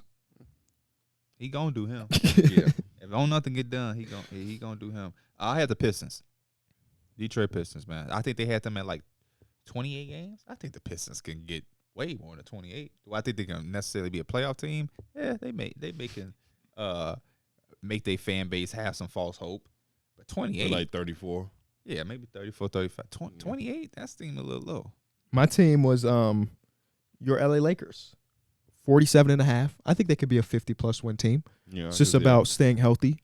And Anthony Davis playing if Anthony Davis played the same way he did last year, but does it the entire season, which again is hard to ask because it's been a few years. Yeah, and the defense is going to still be elite because there's no reason to think that they're going to regress defensively.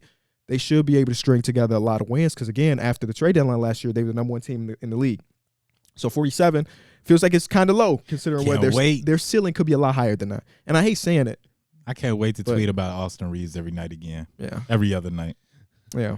I can't wait to not tweet about Austin Reeves. Did you see his interview with Zach Lowe? Maybe I'm sure you haven't. He did an interview with Zach Lowe maybe a week or two ago. And Zach Lowe asked him, like, the very first question was like, "Were you thinking about the San Antonio Spurs as a place to go?" Because everybody assumed that the Spurs, with all the money, was going to throw a big ass bag at Austin Reeves. They did not do that. And he was like, "I won't lie to you. I thought about playing with the big fella." I was like, oh, at least he's being honest. Somebody like, my heart was always in LA no matter what. But he did express that no matter what amount of money the Spurs would have done, Rob Pelinka had guaranteed that they were going to match it regardless. So there was no, like, whatever. Yeah, I don't mind the honesty there. Yeah. I really don't. Because that would have been fun. I mean, the Spurs can be fun this year, but, like, Austin Reeves would have elevated that fun. Yeah. His little old ass. Old young player. You know who also is a very old young player? Who? Davion Mitchell, bro. Yeah. Him and De'Aaron Fox are like a month apart in age. 25 years old. And I know we knew that when he got drafted, he's one of the oldest players. But damn, looking at it again, it's like, because there's another question about something else, and I was thinking about him maybe. Like, never mind. But he did get a full arm and leg sleeve. Uh-oh. That's extra superpowers. I remember that. So, we'll see. Next superstar to be traded. How did y'all interpret superstar? That was my thing. I feel like the team's best player. I basically. took better than I took a top player. On You the could team. be two superstars, but usually it's like the face of the franchise type dude. Because genuinely, there's probably like 7 superstars in the My league. guy is not necessarily a superstar, Same, no. but he's one of the best players on this team. Agreed. Yeah, Brandon Ingram. Okay. Yeah. I can see that. I went with legit superstar, Joel Embiid. I could see the Sixers somehow feeling like this is just not going to work if James Harden wants out. I think it's going to take such long for that to happen that I just don't think it would You be. think it would be another big name traded before Joel? Because if Joel gets traded, it won't be this year. Yeah. It'd be like off season. Yeah, it's not going to be this year. I feel like mine's the same way, but Trae Young, I feel Trae like Young he's was my number 2. Wow. I feel like Trae Young is gonna be one of them dudes that's gonna be on the like. It's gonna be like poor. It's like Trae Young is being like we're interested in seeing what packages are available for Trae Young.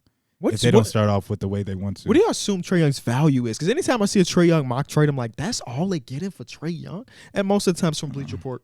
And like it's like 2 different writers, so maybe that's just what their perception of his value is. But like, oh my God, fumble. The one of the trades was like Zach LaVine and a first-round pick for Trae Young. I'm like, that's what his value is at? No way, right? No. Okay. Because I was interested. Because I don't think Atlanta's not making the trade. They're not going to trade him for just a bag of bones. They're going to get their value back. Or they're just going to keep him. Yeah. Mm-hmm. But DeJounte Murray and Zach LaVine grew up together. They cool. They want to play together. It seemed like they would. I would think that they would be more prone to trading DeJounte before they just trade Trae. Yeah, I can see that. My guy is one of the Clippers. Both of them are eligible for an extension right now. They're already in talks with Paul George. Oh, they are? Yeah. Okay, so maybe I was about to say I haven't heard any chatter about it, but you said there is chatter. Okay, well, never mind. Then the other one, Kawhi Leonard. There's no chatter around Kawhi. I don't know, man. I just look at the Clippers, and I'm not excited. For every single year since they traded for Paul George and acquired Kawhi Leonard, I've been ecstatic to watch Clippers ball because that's such, like on paper that team looks so nice. They got the role players, Robert Covington and boom, boom, boom. Now Robert Covington just talk about play 15 minutes per game. He's no longer a good NBA player. It's like my excitement for Clippers ball is at an all-time low under this regime, and it's disappointing because they're still really good. Yeah. But I just can't get excited for the about Clippers this season is like I get to watch Russell Westbrook not on my True. team Oh. play with, but it's just more. I feel like this team was just better fit for him in the first place, and I feel like he gets to just get his mojo back. I feel like that's a good point. But yeah, we should do before the season starts, take a book out of like the deep threes thing and do like a tier ranking thing, collectively rank the watchability of every team.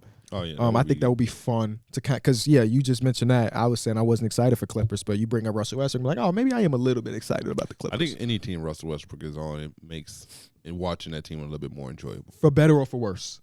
Because with the Lakers, it was even when comical. even when it was for worse, it was for the better in terms of entertainment. For sure. Right. Because at the end of the day, this is all entertainment league. You know what I'm saying? And they got that. All right. The next one is the next team to blow it up. Is there only one answer? I had the Bulls. Okay. The Bulls. Okay, great. We could zip past that because I was looking at rosters like this is a good place in the NBA where there is no I said teams the other Raptors- than the Bull. The Raptors. Oh, the Okay. Raptors. Raptors were number 2 on my list. Okay, Yes. that's a good one. Same. That's a good one. Yeah. Siakam, OG, get something back for that, and then you just go into a full rebuild. Like Scotty had the keys. Yeah. I literally had both of those. Okay, teams. but if we're saying that like 28 different teams are like going in a decent-ish direction, I think us fans are pretty happy about that. All right, the next one is players most likely to be loved by advanced statistics. I got so many people for this. For me, I had Şengün. I think Şengün's offensive ability, he can make that offense. He could be like a true engine to that offense. Mhm. When you look at his IQ, passing ability, his ability to be a bruiser down low, I just think he adds a different element to that team, especially with them now having a full roster. I just think his advanced stats on the offensive side will be very good. I like that.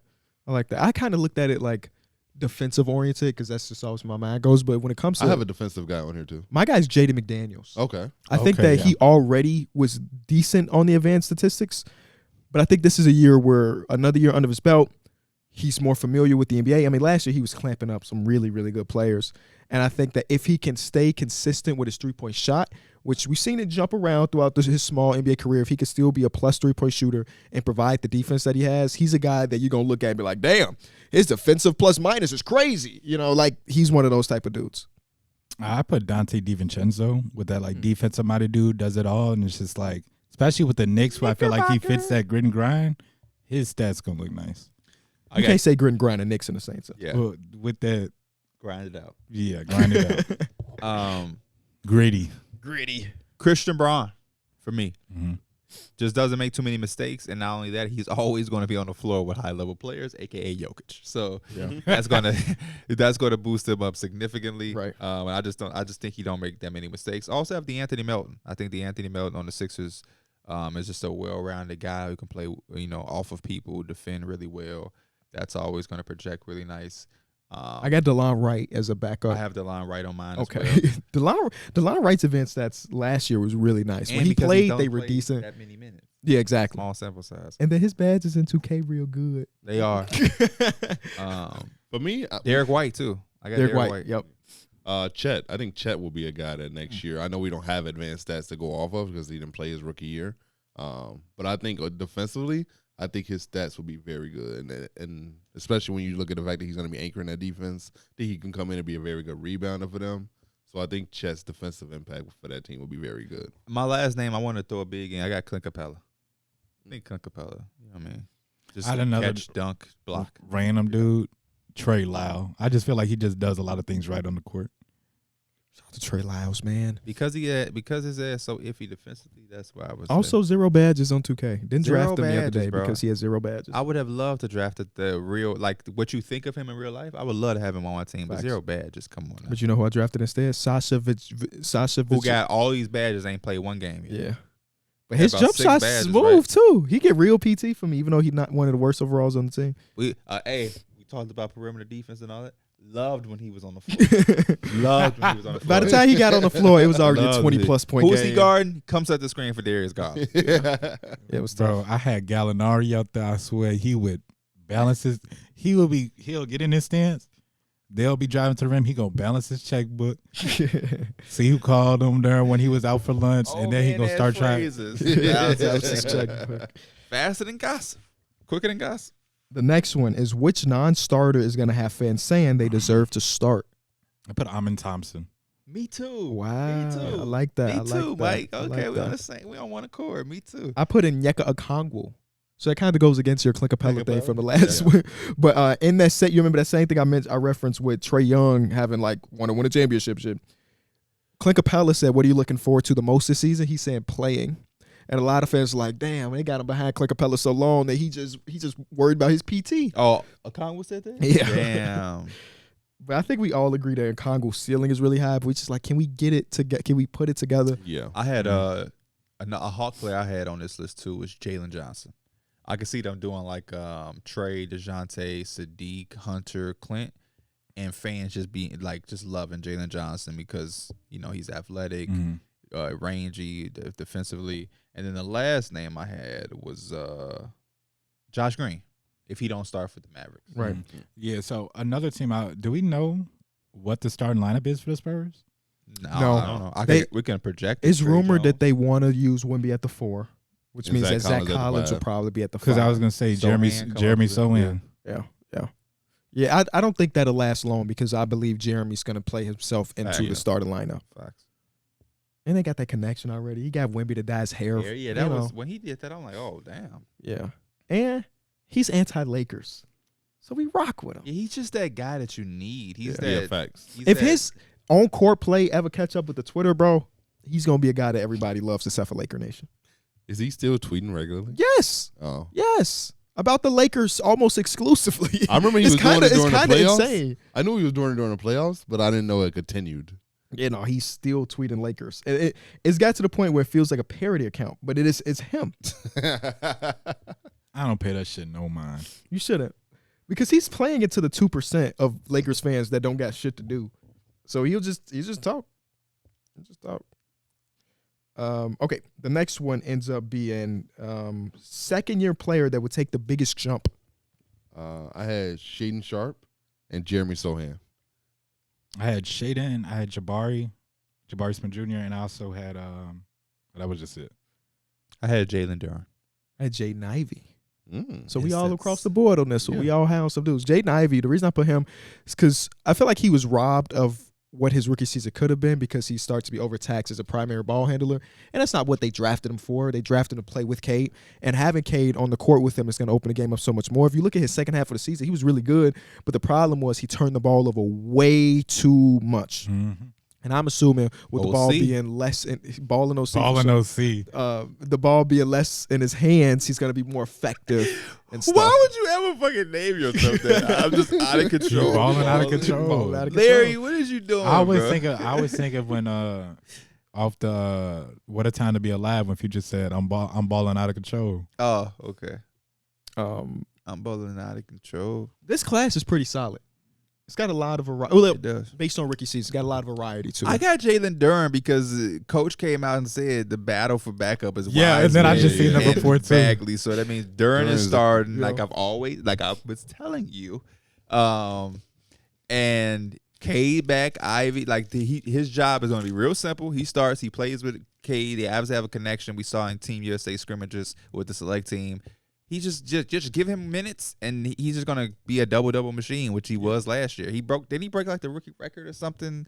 He had like all of these doubles for rookie. I can't remember if he broke the record, which close to the record or whatever. But yeah, Jalen Duran is very simple. A lot of these other guys need so much to happen. Just dunk and rebound like you've been doing. for real. just do it more with the more minutes you get. Yeah. I think Shaden Sharp is going to be a guy that I think can really come in and like he's going to be very good next to Scoot. Don't ever disrespect Duran talking about why isn't going to start over him, boy. Well, he did. Oh, you said that? He did. He Because literally he did it last year. Yeah. Because I guess they were trying to figure out who was worth investing and should they keep or what they really had. Yeah, when The they real traded team- for Wiseman the real team immediately is got here. inserted into the starting lineup. The real team here and the real coach is here. Um, What was you gonna say about Shane Sharp? You know that's my boy too, though. no, I just feel like he's going to be fun to watch in transition with this team. This team could be really young and fun, and I think that fits his play style. I'm saying. And then especially with them pushing in transition, being fast, alley oops, dunks. And I think he's also a guy that we didn't really see his full package with putting the ball on the floor. He could probably unlock a lot more. I think hope there's so. another level to that too. At It's Summer still- League, it looked like they had chemistry already. Yeah, Him and Dame Scoot. leaves, but Simon's he's a pounder too. Yeah. So that's what kind of. But I like Sharp because he don't need the ball. Yes. He can catch and shoot. He can catch and lob dunks. I think it's okay transition. to have your pound guy in Anthony Simons because as long as Scoot seems like he's a spoon feeder, like he's gonna be facilitating, pushing the tempo, but he's also gonna get his too. Mhm. So I think they have a good balance there. You got your 2 guard who gonna get his buckets, but you also got your PG and Scoot gonna push the tempo and facilitate. So I think that'll work. The next one on our list is random player that will start off hot. Terry Rozier. Very. So on what you put Terry Rozier? Terry Rozier's on here. Darrick. Terry Rozier. He just seems like a random guy who could just come out and just start spazzing. Yeah, that was all. I had Terry Rozier my number 1, and second I had THT. Oh, that's crazy. The Jazz have no guards. Mhm. Yeah, no, seriously. And I went Sex- with like, the way I went about it is just like, what other better way to start the season for than this player just be turned up? Yeah. I went with Chet, fresh out the gate, he's already hot, and I also went new situation, Jordan Poole. He could come out and get him a couple That's a good 30-point one. That's a games. good I didn't one. do him because I didn't think he was random. That's a good one.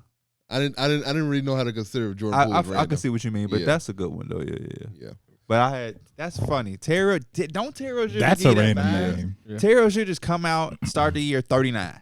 Also, Like, John oh, man. Collins. John Collins seems like a random dude who could come out. You're on with and that. spaz. I love John Collins, but like, start off hot in what way? What way is he starting off hot? Like a little 22, 25 points. He's just consistently giving you that for the first 5-6 games. Oh, And you're like, yeah, John shit, Collins yeah. doing this thing to start the I don't expect that, but if he did, you would be right. You would be right. Mine is really random. I think Max Strus just gonna start shooting the skin off the ball. I thought about putting Max Strus It's gonna go crazy. because I'm like, what if his debut crazy? Yeah. So yeah. The next one, we're almost towards the bottom of this one, fellas. Regular season game you're most looking forward to. I had 2 of them. Memphis versus Boston. The Marcus Smart return. Yep. And Jazz. Specifically in Boston. Yeah. Okay. Jazz versus Hawks. John Collins return to the Hawks. Interesting. I had Bucks Celtics, obviously. Right. And I didn't want to go into the obvious ones. I had Uh-oh. Uh-oh. No. He said you're gonna do your job. No, I ain't want to do the Bucks Celtics. He said you gotta lock in. you did the same shit. You just did worser game. Like I don't care about Marcus Smart and the Grizzlies going to Boston. Are y'all highlighting that? You just gonna get the highlight or the Him showing a montage? the thank you video. I'm And really- him going against Brown and Tatum. I thought that would just be fun. Y'all need me. Yeah, that's just gonna be so weak. He come out shoot 2 for This 7. is gonna be so weak. I got Lakers Nuggets, man. All the AD at the press conference said, "Yeah, we can't wait." So I'm ready for that. I'm ready for that. Same. That was one of my 2. on And my they list. better live up to it. It better not be no we coming out, we don't take the regular season serious. No, because AD at that podium talking about some, they've been doing a lot of talking. We get it, y'all won. Because if the Lakers won, AD would be talking too. Yeah, as you should. Come on, man. Yeah, I had Lakers Nuggets outside, put Lakers Suns, KD, Damn, KD, can we get LeBron anything matchup. not related to your team? We've been talking about the Bulls all day. Come on, Max Christie. I'm messing with you. I didn't say that. You see that picture where they talk about the young core of the Lakers and it's Rui Hachimura, Austin Reeves, and Max Christie? I saw that. Rui's, Bro, you know what Rui's I seen this closer morning to that 30 made than me 20. mad? What's the? I seen this picture, right? It was the Grizzlies. The Grizzlies had the like roster picture. I think it might have been like 5 or 6 players. Yeah.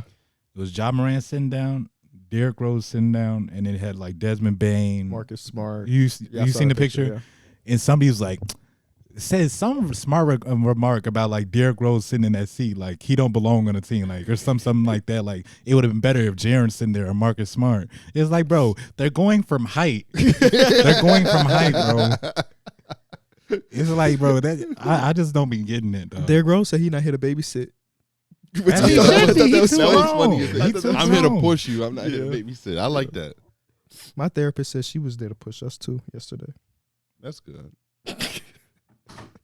My game was the Suns at Warriors.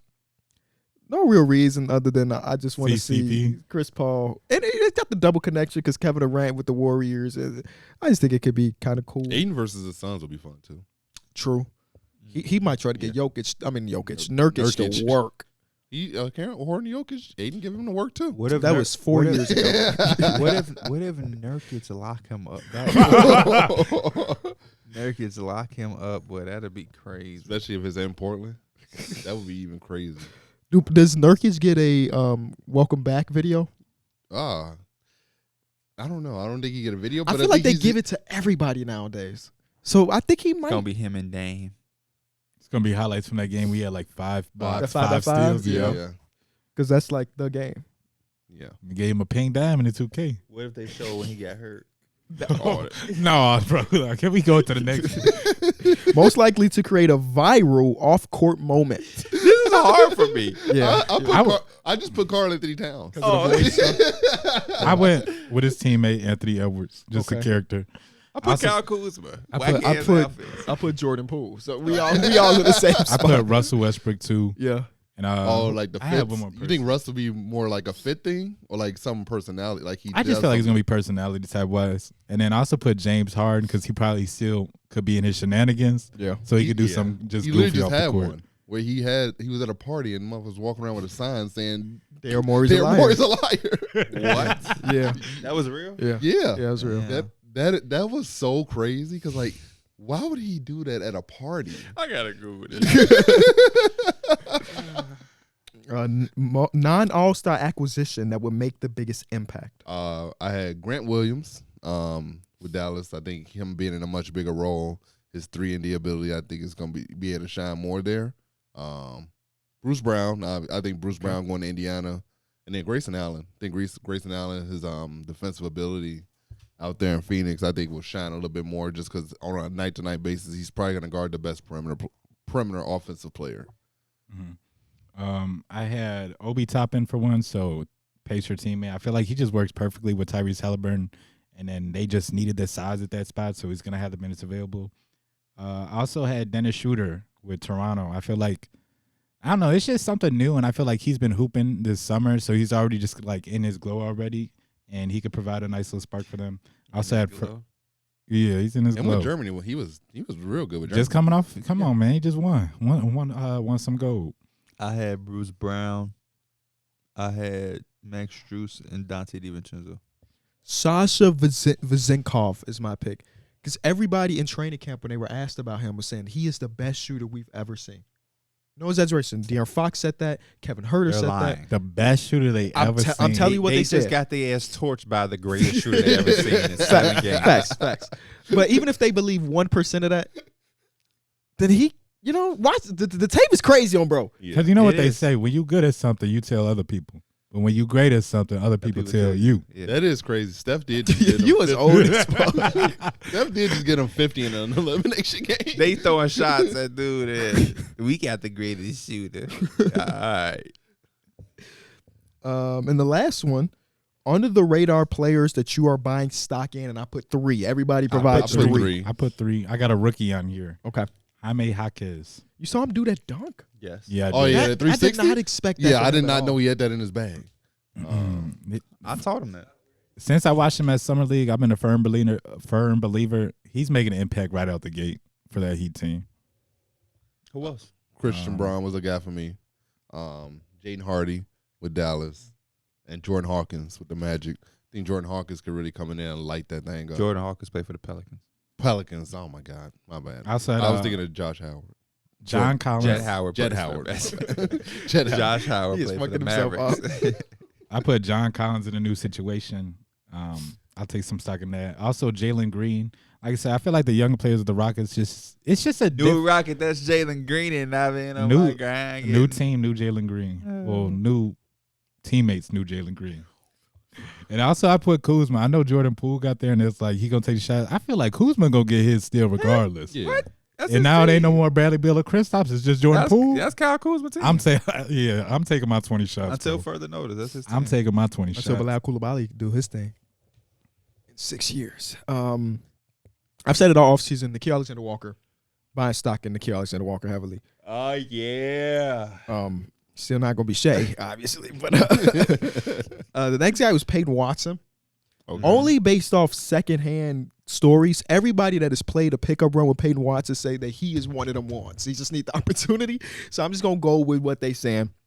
They also said the same shit about Cam Reddish. So True. who knows? Peyton Watson wasn't a top 10 pick. And my last one, I still got love for Landry Shamet.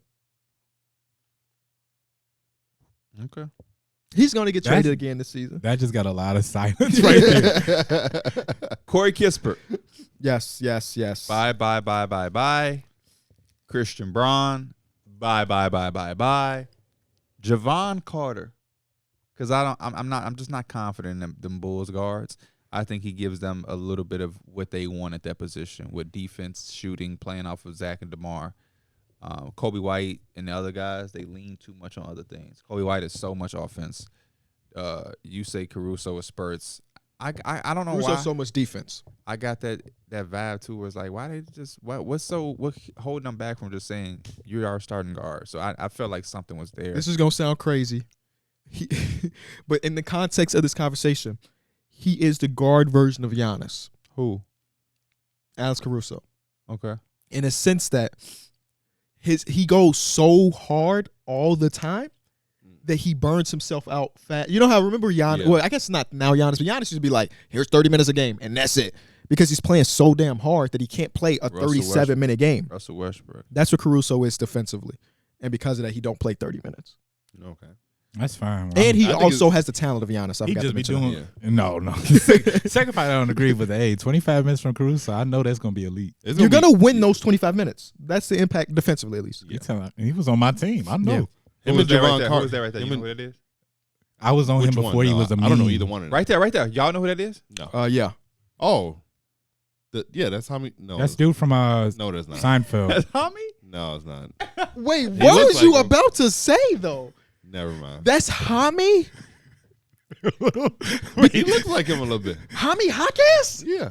Oh, no. I wish the people at home can Bro. see what we No, watching. I don't know his name, but that's you talking about the dude. That is guy from Seinfeld, Yeah, correct. yeah. George Bro, Costanza you is are not Jaime crazy, Jaquez. bro. I didn't know who he was talking about. I thought he said Hami. Because even the dude with the flow, because that's who I'm assuming, Yeah. he was 45 years old. That's what I was talking about. To do with the flow. But he still doesn't even look It like was Hami George Hackes. Costanza. Wait. Holy That made me feel a little bit better. Oh, man. Knowing that you didn't think that George Costanza was Jaime Jaquez. You thought the other dude was. I don't remember. The other dude was familiar, too, but I can't put my... Looked like Russell Brand or something. But I thought Russell Brown was in trouble. His real name is Jason Alexander, by the way. He's George Costanza. Some people play a role so Just like good. George Colbert Costanza. is a lot- who? George Stephen Costanza- Colbert is Costanza Michael a lot Scott. better than Jason Oh, yeah, Alexander. Michael Scott, for sure. Yeah. Those are the last superlatives, unless y'all had a couple extras to throw in. Dude from, This field pass with Pat McAfee thing is so cool to me. yeah, when they on the field. Yeah. The dude from Entourage, he's Ari Gold. He's not. I know y'all probably haven't seen Entourage, but he's Ari Gold. Yeah. Anyways, how y'all feeling, man? I'm good. I got to go to this thing after this with my girl.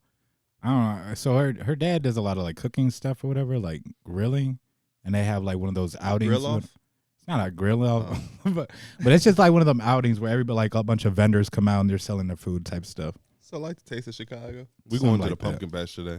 Nice. Word. That's a vibe. Yeah. It's a little cold out there. The one that's around here, or y'all going to the far one? Yeah, far one. Wow. You got me, Yeah, I got you. my boy. You going to the one we went to? Yeah. Yeah. How far is that? Like an hour. That was far. Damn. It was worth it, but that was far. You and Suzanne should go. We're gonna go to the one that's close first. I think y'all would like that one though. Y'all get to go there. Y'all can ride the camels. Y'all can. we feed have the a whole giraffes. daughter Y'all- too. She would probably love to do that too. Could she ride camels at They have 18 They have months? ponies. She didn't like the pony as much as I thought she would. We took her Oh. on a pony ride a month or so ago. She didn't like it. She's not She that was she didn't scared? like it. It wasn't as fun for her. Like she did it for like 2 minutes. She's like, okay.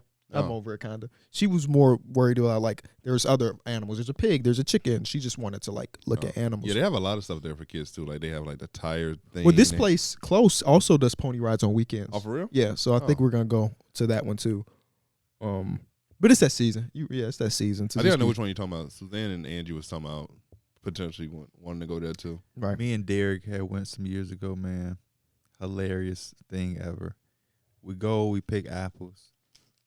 And I forget what happened. Well, we picked them apples for no reason. We ended up just leaving them. What happened? Was Oh, it it was too the line too expensive? long. No, the line was too long. Line was too long. We Yeah. went. I'm talking about. I'm with my girl, really inspecting these apples. Oh yeah, this one looks so crisp, and let's get two of these. And like you're literally apple picking, but you examining, making sure you get And the they right got the ones. different. They got all different type of All different ones. yeah Granny Smith. apple. The Yeah, I think you said apple crisp. yeah. It It was so many different ones that like you. And I don't know what they were. and yeah, it just to not buy them. They had the haunted house thing we walked Yeah, through. the haunted house thing once you first walk in. It ain't that. It ain't Derek scary. act like he ain't want to go first. I'm like, you the biggest one. But yeah, them donuts, man. Oh yeah, the apple cider donuts. Hook a brother up, man. You know I got you. Hook Do me you up. like the powder ones or you like the glazed ones? both? Both. Both. Both. I like the glazed ones more than I like the glazed ones the too. powder ones. But them powder ones are here. I like the good. We went to a restaurant over there too, didn't we? Oh yeah, with the what was it? The Italian beef egg rolls. Yes. Yep. Yes. Italian beef egg rolls. I've had those before. Those are good. Those sound elite. Those Yeah. are elite. They were good. Philly Italian cheesesteak egg beef rolls, egg Italian beef egg rolls. rolls. Those are Sheesh. they are nasty in a good way. You don't have no mic. I can't talk to you. He gonna have a whole conversation with no mic. Fantasy football. How y'all fantasy football looking? Not a good week for me. I've already conceded. 5-0 after this week. I've conceded. It's interesting because I make a trade and then I have my best week ever, but I still lose. Because you played against one of the best teams in the You league. also had your best week. That wasn't my best week. I don't know if that was my best week. It wasn't. I thought both. I had of us, I had a week where I outscored. This is like my second time outscoring the entire league, Oh wow. But yeah, I had 100. and I didn't have Saquon Barkley, so no, this ain't my best week. Oh, I mean, if I had Saquon Barkley when I played you, we would have won we would have had 200 points. Saquon is an easy 15 to a dub that I'm missing, man. yeah. I had 140 points. I would have outscored everybody convincingly. That's how I Like- feel about Nick Chubb. Oh yeah, that's unfortunate. Yeah. Then you had 2 injuries. J.K. Dobbins. J.K. Yeah. Dobbins. Yeah. But you know what he could have had? Oh man. DJ Moore. He could have had This DJ Moore. shit. I was offering DJ Moore. Everybody wanted to crack their jokes. You and know say what who people I'm wasn't saying on most Twitter. pissed about? I dropped Cole Kmet. In the last 2 games, Cole Kmet's been really good. And I have Kyle Pitts. So Cole Kmet would be my tight end 1 right now. It's like, I dropped him a week early, honestly. It was a blunder by me. Because who I picked up for him was Tutu Atwell, I think. Who's good. But I could have he's about dropped to somebody be- else. He might be becoming releasable. For week 10, I'm at the Because of sign a Cooper tight Kupp. end Yeah. to just put in there. Just because Kelsey won't be, and I don't have a backup tight And end. I was going to try to trade you for Kelsey, but your hesitancy was a blessing in disguise. Why? I got to see more.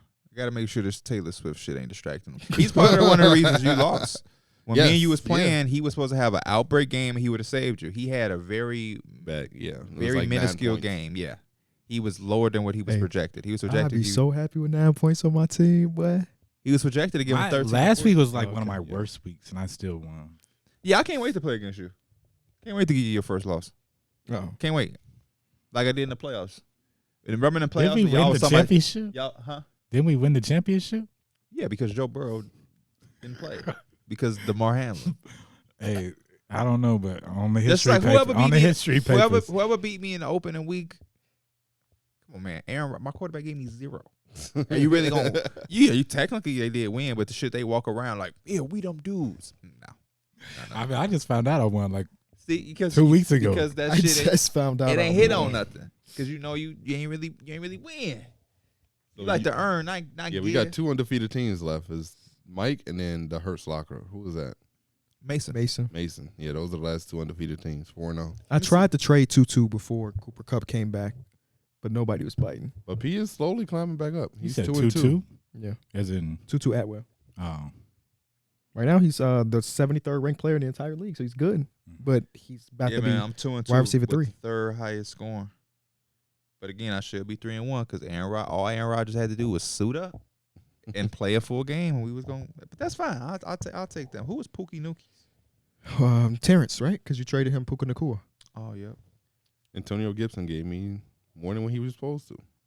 He had a nice little game. Yeah. My league is telling me to drop Tutu. dang. But this week is a non-starter. I'm not even playing this week, really. Does your play? He has a bye, or he's just not playing? Like he's hurt. Your Well, QB. Cooper Kupp is coming back, which pushes him down the depth chart significantly because it was Puka Nacua and him. We're assuming that Puka Nacua is going to keep getting his reps because he's so good, and Tutu might be the odd man I'm out. talking about your QB. Oh, my QB is Josh Allen. Oh, he's got a bye week. No, he's there. Oh, why did it was saying you averaged like 70 points, or you're projected to get like 70-some points this week? Yeah.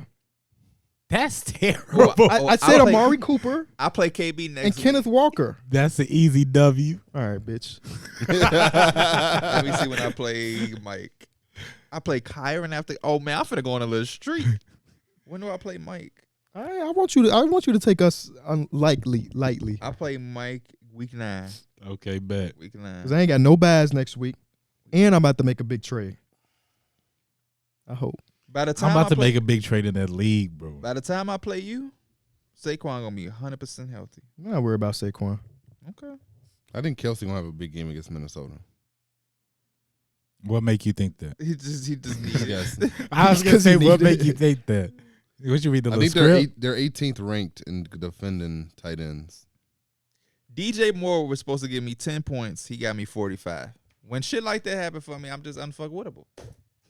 My offensive weapons, every league that we have, I outdo y'all. We did the same shit over here. You got Tyreek Hill. We have Raheem Mostert go for 45 when that boy was supposed to project to like 10. No, but I'm saying like he how many guys on your team did you have to like waiver? Like how many gems did you get off the waiver wire or the last rounds of the draft? I got like Romeo Dobbs, Puka. Oh, I see. Puka is like a undrafted star. We not worried about that. Our start is too good. That's what makes you an incredible team when you get those. You know what I'm saying? That's what I'm looking for. That's why like my starters are real good, but my bench is like expended. I have a decent bench, but I'm not attached to nobody. Like I know I got to get somebody off that waiver wire that's solidified.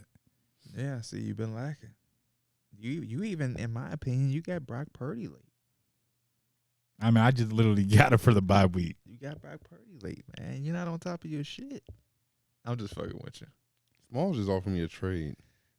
Tell us, because he's been offering a god-awful trades. Michael Thomas, Hill. Calvin Ridley, Hill, and the last few Michael weeks. Pittman Jr. for Derrick Henry. So Don't do 3 it. wide receivers, Don't for do it. one You're running not back. Yeah, I do it. wouldn't have a back. I would me lose see my this. star back. Let me see something real quick on your team. So, this is what I like to look at. What's your team name, Darrick? The Killers? Yeah. The Killers. Why you make that name? We killing shit. Oh, okay. We killing shit. I wasn't aware. So Michael Thomas, right? Fantasy points this season is 32. You have DeAndre Hopkins, who's been not really good. He has 30. It's not much of a difference there. Calvin Ridley, 40. You have Stephon Diggs at 79. So, I mean, you have Mike Evans, who's questionable, but he got a bye week. He's at 61 points. What makes him think you need 3 receivers when you have 2 solidified ones? You can only play at max 3 receivers. So if you already have Mike Evans healthy, you're starting him. Stephon Diggs, you're starting him. Why would you need all these 3 and be giving up Derrick Henry? Then you're going to need a running back. So that's stupid. You're not even trying to say, hey, here's 2 wide receivers, and then here's a running back to replace the one you're going to give up. Don't do that trade. Yeah. All his trades have been awful. Awful, bro. Because he's trying to play hardball / finesse like nobody watches football. Why are you trading me Michael Thomas, bro? He offered me Michael Thomas. Michael Thomas will be the lowest scoring receiver on my team. And I have Michael Wilson from the Cardinals. He's a rookie with 42 points. What is Michael Thomas doing on my team? Didn't you just get Alvin Kamara? Yes. That's real nice. I'm trying to get Taylor from Smalls. What That's would what be I your want. package? Would you include Alvin Kamara? No. No. Not at all. I mean, unless he really, if he really wanted him, but it looked like Smalls need a lot. Did you like that Drake album? P? I didn't listen to it all, but what I did heard, it was cool. I only listened to like you the know, first few songs. The song that literally made me mad on that album is the Rich song with Baby Yeet. No, Oh. that song is just that's like a I didn't radio. even listen to it. Though. That's like just a radio song. okay. Like they gonna play that when it's 9 o'clock at night. It's like the late drive home type thing.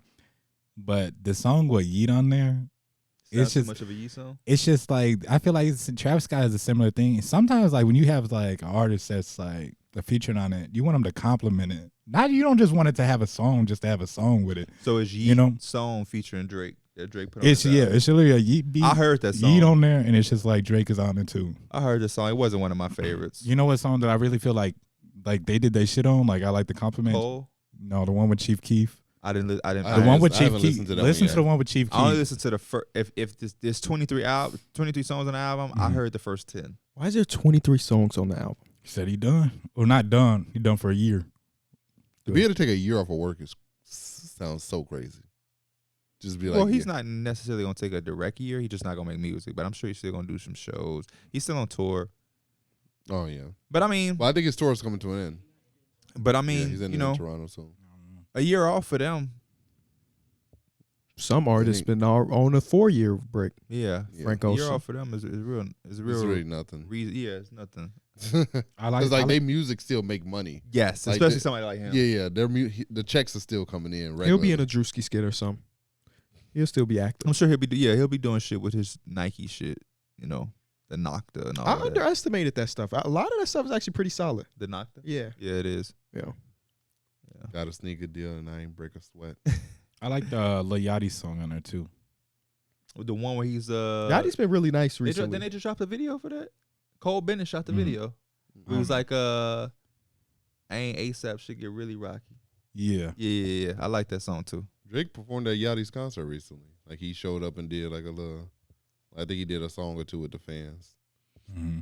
Yeah, you know, I think that's my thing with Drake, and that's the type of conversation I was trying to have with Anwar. I'm a big Drake fan too. A big Drake fan, but I'm not a glazer. So what I'm able to say is, in comparison to the rap game, is not good enough for Drake. I'm not comparing Drake to Yeet. I'm not comparing Drake to Boldy. That Yeet song made me so mad, bro. Because Drake, he's so good, and he can get you like, if I'm a nobody and I get on a Drake song, you might have a chance to like make some noise.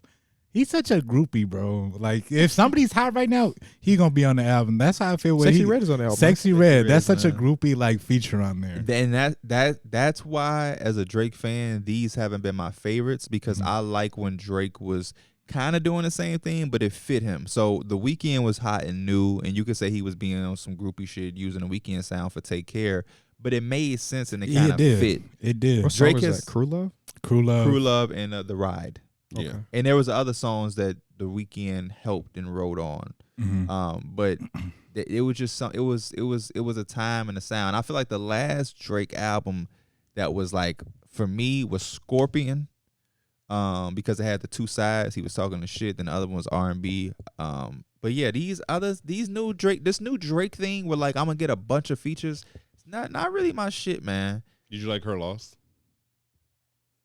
Yeah, I did. I think Her Because- Loss is a fun album. It's not like because I'm- of that, and it's just him and 21. Yeah.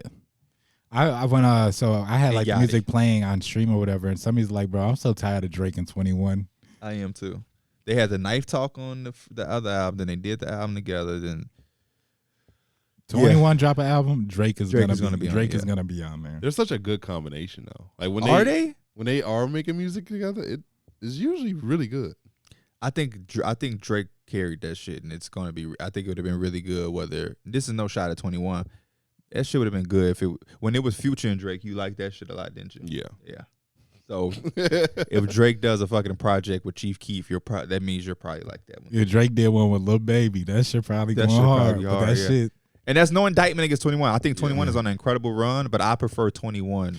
I don't want to hear 21 talking about first, like that first album, that Slaughter Gang shit. So what he do now is so crazy. But that Slaughter Gang shit was a hit though. I like when his it first come out album in the right too. moment. What was that? Is it Red Ops? Oh, I don't know which one. I'm too drunk to text, so can we? Oh, that's all. Yeah, that's Issa. Yeah, I like that first album for him. I like when he do different things. But Would y'all be against a Drake and J. Cole project? Come on now, J. Cole. I ain't gonna lie. If they did that shit, song. J. Cole gonna take that shit so personal. He gonna go so hard on it. He really is, bro. I wonder how many songs would they give us if they did do a project. 4. 12. Nah, like 9. Yeah, I would say 9 or 10. Drake collaboration albums have never been extensively long, and he always does that thing where he gotta have like you do a song by yourself, I'm gonna do one by myself. But I don't really like 21 too much on the melodic shit, cause not with Drake, cause Drake is gonna wash him. She leaning on me. 21 been on so many features. She creaming on me. I'm a crush. He been on like 21 can't keep up on that. That song is so good. It's bro. too Drakey for 21 to keep up on. And I just 21's heard a bag. song yesterday with 21 on. I was like, why did they put him on this? And it was just like, I gotta remember what the song is, bro. When Drake get in that melodic bag, it ain't many people that's gonna be able to keep up with him, let alone 21. Future is a much better match for that type of shit. They going crazy with some of these runs. They was mad that he had a song called "What Would Pluto Do," but he ain't have Future on it. Yeah, I saw that. I didn't listen to that one, but I saw "What Would Pluto Do." Hey, I'm still standing on it. I'm still gonna be waiting on it. Business. Call me a fool. Call me a fool. Drewski is such a good guy to just take advantage of every moment. Yeah. But Drake has the 8 a.m. in Charlotte. Mm-hmm. He gave us an album of 9 of those, undisputed best rapper. I'll take 8 of those. Give me a 9-song project and he's just rapping like that. These features, I'm cool on. So it's a cool album. What's the worst feature? The Yeet one. I thought it was the Adonis one. Adonis, my boy, man. But we gotta get him. Adonis, my boy, man. Adonis, my boy, man. But we gotta get him on. We gotta get him on beat, Drizzy.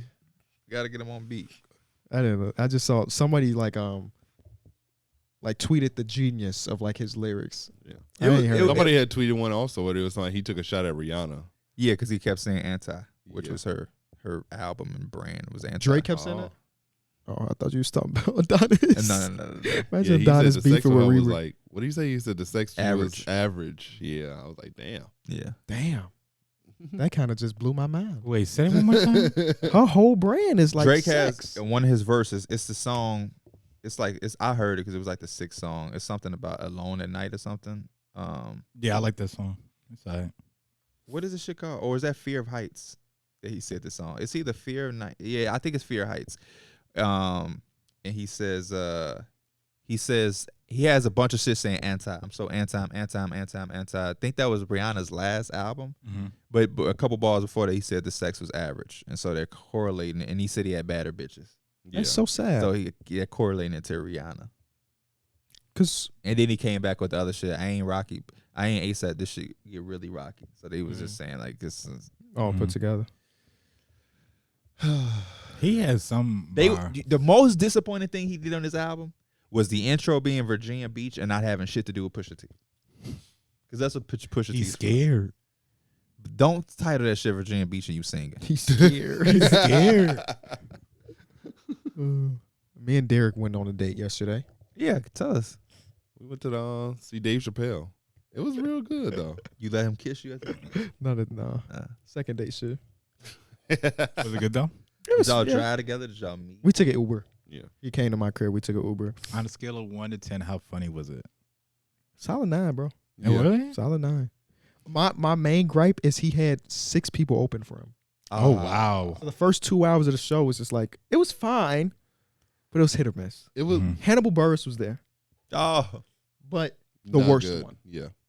The worst one. And I was so disappointed. I'm not too familiar with his shit, but I know the name. Bro closed out with a rap. He rapped. About veneers. And it was supposed to be like a funny, he like some. No one was laughing. Everybody was damn. kind of confusing. Everybody looking at each other like, what the fuck is that? Yeah. And I was so disappointed because he was like, Chicago's very own Hannibal Buress. And I'm like, oh shit. Because not only is he from Chicago, he's from North Avenue, Austin, which is where I am from. And I didn't know he was from there. I won't lie to you. But when he came on stage, it's like, that's where he's from. Like, oh, shit, that's, you know what I'm saying? We grew up in the same neighborhood. He was awful, bro. I may have giggled one time in his whole set.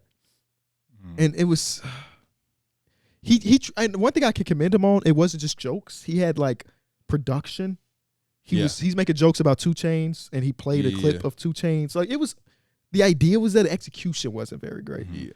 There was also, I forget what was the the names. black lady name? I forget the names, but everybody here knows her. You said you loved her. I know. I just don't remember her name. She like really like.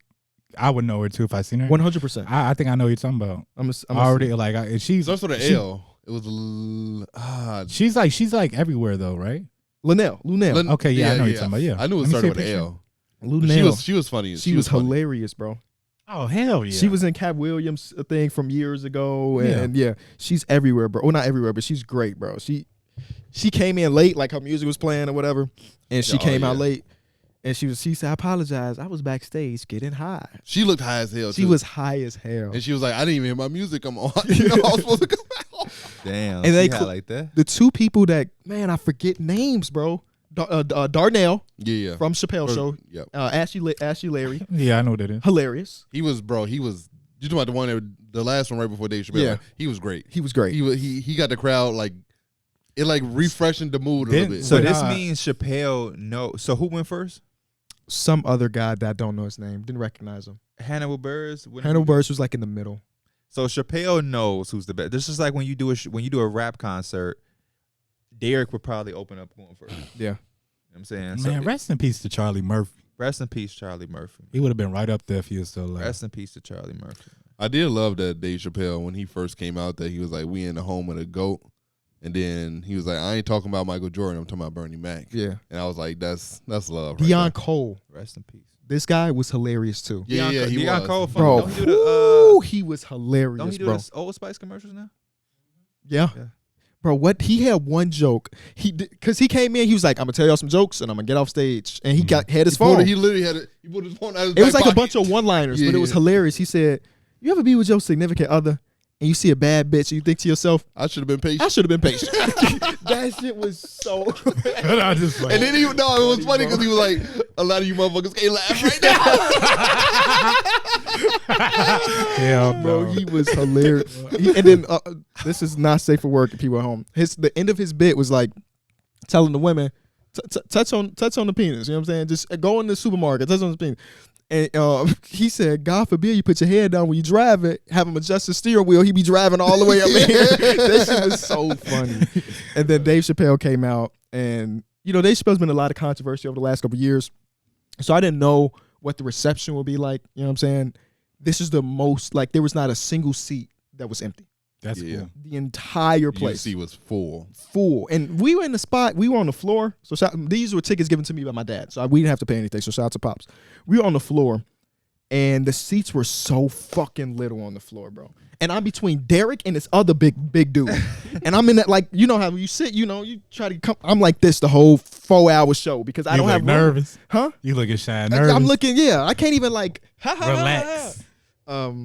But he had a lot of decent bits in it. And it was a Netflix original. I think it's gonna be on Netflix. Yep. Mm-hmm. So y'all gonna be able to see it too. He was, once it comes out, I can say he will be in hot water again because he made a lot of jokes at the expense of other people. That's because you asked me, because I'm sure you probably asked me because I like Dave Chappelle. I know he's your favorite comedian. I be watching his stuff because like it's just so different from when like I really like started watching him in the beginning. Mm-hmm. And that's mostly probably because like society wasn't really like caught up to what it's now in terms of like being sensitive. Like he was getting in some water, but it's just like if he did the same stuff now, he would probably be in a lot more trouble. I think he acknowledged that he was underwater. And that's my thing is just I feel like a lot of his jokes are revolving around like incidents about him being in high water. Like one time he's talking about like he's talking about how he was following he was going to his car or whatever, and he's like, "It's an old lady following me." And, we finally get to the parking garage, and she's like, "Yo," like, I knew he was talking to me. Like, she's like, I already knew she was there. So I turn around, and I'm like, "Hello." Like, I'm trying to be nice. And she just goes up, and she's like, "You don't like women," or like, "You disrespect women." Mm-hmm. And he's just going on back and forth or whatever. It's just like, I feel like that's mostly all his bit now. Yeah. So his whole set was basically making fun of everybody. Yeah. He made fun of black people, white people, his wife, who's Asian. an Asian. He had a lot of disability jokes, which I did not expect. Yeah. And again, this is Dave Chappelle, who Yeah. he borders. He definitely borders, like, what am I trying to say? Like, he crosses the border when it comes to he borders the line. Yeah, he teeters the line. He right. tries to does like a lot of satire, because for every joke he says like about women or whatever, he's gonna say that like I love women, or when it was his philosophy is I'm gonna distribute my jokes to everybody. right. He made jokes about everybody, and yeah, I'm 100% sure once that special does come out, whenever, it's gonna get people to talk, because he did have a bunch of raunchy ass jokes. I remember when he was like, this is a long time ago. He was talking about a lady came up to him, and she was telling him like, you don't like Asian women, and he was like, joke's on you. Like I'm dating an Asian woman right now. Like at least do your homework. His wife of 25 years, I think he said yesterday, is Asian. The last 20 minutes of the show was not really jokey. It was just like talking about stuff, which I enjoy way more than the jokes itself. I thought his best one was when he talked about how he went to the strip club in Vegas, and he was like, I went to Floyd Mayweather's strip club in Vegas, and he said Floyd was working the cash register. He said, I walked in, I was high as hell, so I ain't really care. He's like, what's up, champ? Let me get $1,500. And then he gives him, he said, $1,500, here's my card. And he said, Floyd hands me a garbage bag. He said him being high, he didn't really think about it at the time. He, later on, like his wife checked his debit card, his credit card records, because they married or whatever. She was like, babe, you spent $15,000 at the strip club? And he was like, wait, what? He said, I told Floyd to give me $1,500. I did not. And then he put it together. He was like, that motherfucker gave me a trash bag. $1,500 still fit in the grass. But his whole nightclub thing was funny, because he was like, I like going to the strip club by myself. He's like, is that weird? And they're like, it's weirder than going with your homies again. You dig hard with your homies next to you, or something like that. I like, obviously Dave Chappelle's voice and everything. He still be having his funny moments. See, I love the parts when he would just either reminisce or just tell stories about the goofy shit. When he was just like, man, y'all already know about what happened on that bus. When he was like, it was a dude whacking off on a bus. Yeah. It's some unfortunate dude had caught the stray. He had caught the stray, and he's like, that shit just gonna ruin your day. Yeah. He told a story about, because when he was in Hot Waters, he was doing shows, and somebody ran on stage and tried to stab him. Or he told the story of that, and he paralleled it to Chris Rock. Yeah. And obviously Chris Rock and Will Smith when he got slapped and stuff. And I think his storytelling is a lot better than his like one-liners, in my opinion. Oh no! He said if I was Chris Rock, I would have been offended, because Will Smith came up there and slapped him, and he said, that motherfucker went back to his seat and just enjoyed the rest of the show. Yeah, for real. He said, literally. He said, people asked him, like, what would he have done differently? He said, I know for a fact Will Smith would not have went there and sat down and enjoyed the rest of the show. Because he said, with the one dude that ran on stage, he said, we beat the shit out of that. He said, I was still telling jokes, looking behind it. They was stomping him out. And he was saying that, like, I forgot that. Yeah. He said Jon Stewart was in on it. Who else he say was there? P. Diddy. Yeah, okay. P. Diddy was there. He said Chris Rock was at that show. Yeah. And he came out, and it was a couple other people that was like, dang. What was the story again where he said, I didn't know I couldn't do that? I know you know the story. I know exactly. This week I called with his white homie, right? Oh, yeah. They were in the car. Why are you speeding? He was like, didn't know I couldn't do that. He said he let him right go. But, yeah, I'm interested to see what the reception is to that special once it comes out, because it was crazy. But I enjoyed it myself for sure. Didn't you say he's doing 3 shows here? He did, yeah. This was his second one. He's got one more tonight, if I'm not mistaken. Oh, okay. And then he's got his last one in DC. He said, we in the house of the GOAT. Bernie Mac, yeah. No, John said he's going to one. So it can't. Oh, in Milwaukee. Here, what you gonna do? You gonna bust his head to what? What? Oh, to the white meat? You gonna bust his head to the white meat show. Cat Williams is another guy I want to see live if he ever gets back on stage and performs again. Yeah. I wonder would he still be as funny? Yeah, that like reinvigorated like me wanting to watch more stand up. No, yeah, I love me some Mike Epps, bro. We should do a video where we doing stand up to each other. Darrick say, okay, I walk into a bar. I love me some Mike Epps, bro. And Tracy Morgan, my guy too. Yeah. Mike Epps is funny. Tracy Morgan too. You be watching these sitcoms. Yeah. That's why I think Hannibal Buress didn't click. I think a lot of the stuff Hannibal Buress does that I see funny is improv. But this was like a set that he wrote and stuff, and that's probably why it wasn't as good for me. Because when he's on Eric Andre, I'm assuming that all of that is improv. It just feels like an improv show. But yeah, it just didn't. And then he had a couple like snicker jokes. That's like, but like nothing that was like, Dave Chappelle was funny. Was there anybody that was there that pissed you off? Oh. Not performing. There was a dude sitting in front of us that did the whistle with his hands. He did every chance he got, bro. Him and his girl was sitting there. They was getting high and they was just cuddled up on a. But yeah, he. Any was chance where like the crowd start clapping, I'm like, bro, Nasty hand. It's not. Every time it's not worthy. Mm-hmm. When somebody come on stage, get it done. What you eat up there? You a food review? Didn't do nothing. No. He paid $50 for a drink though. Yeah, that shit was crazy. What? And it was just tequila, ginger ale, and the. It wasn't even no shit. double. Huh? Was It it wasn't even no double. It was. Oh, But it's that still don't validate no $50. Yeah, no, it doesn't. It's never been 50. Could have bought a couple bottles. Yeah, I was just like, what the fuck? And I at that point, I had already got the drink, so I just had to pay for it. I wasn't about to give it left back. that shit right there. I would be like, oh, I see y'all. I thought this was a cheap drink. I thought it was a normal like Chicago Bulls price, like 18, 20. I was expecting like 18, 20 some dollars. When it said 44 or something like that, I was like, what the fuck? He was in too deep. You had to do that shit Kevin Hart was talking about. You had to put in the light, make sure it didn't say 24. I'd have been like, I got a baby on the way. Yeah, they was taxing on drinks for Dave Chappelle. Motherfuckers uploading pictures while they at work. It is. Go ahead. We appreciate y'all watching or listening to this episode Through the Wire podcast.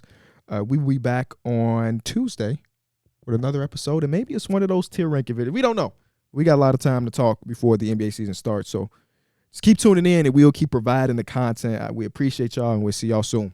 Go Lakers. Peace.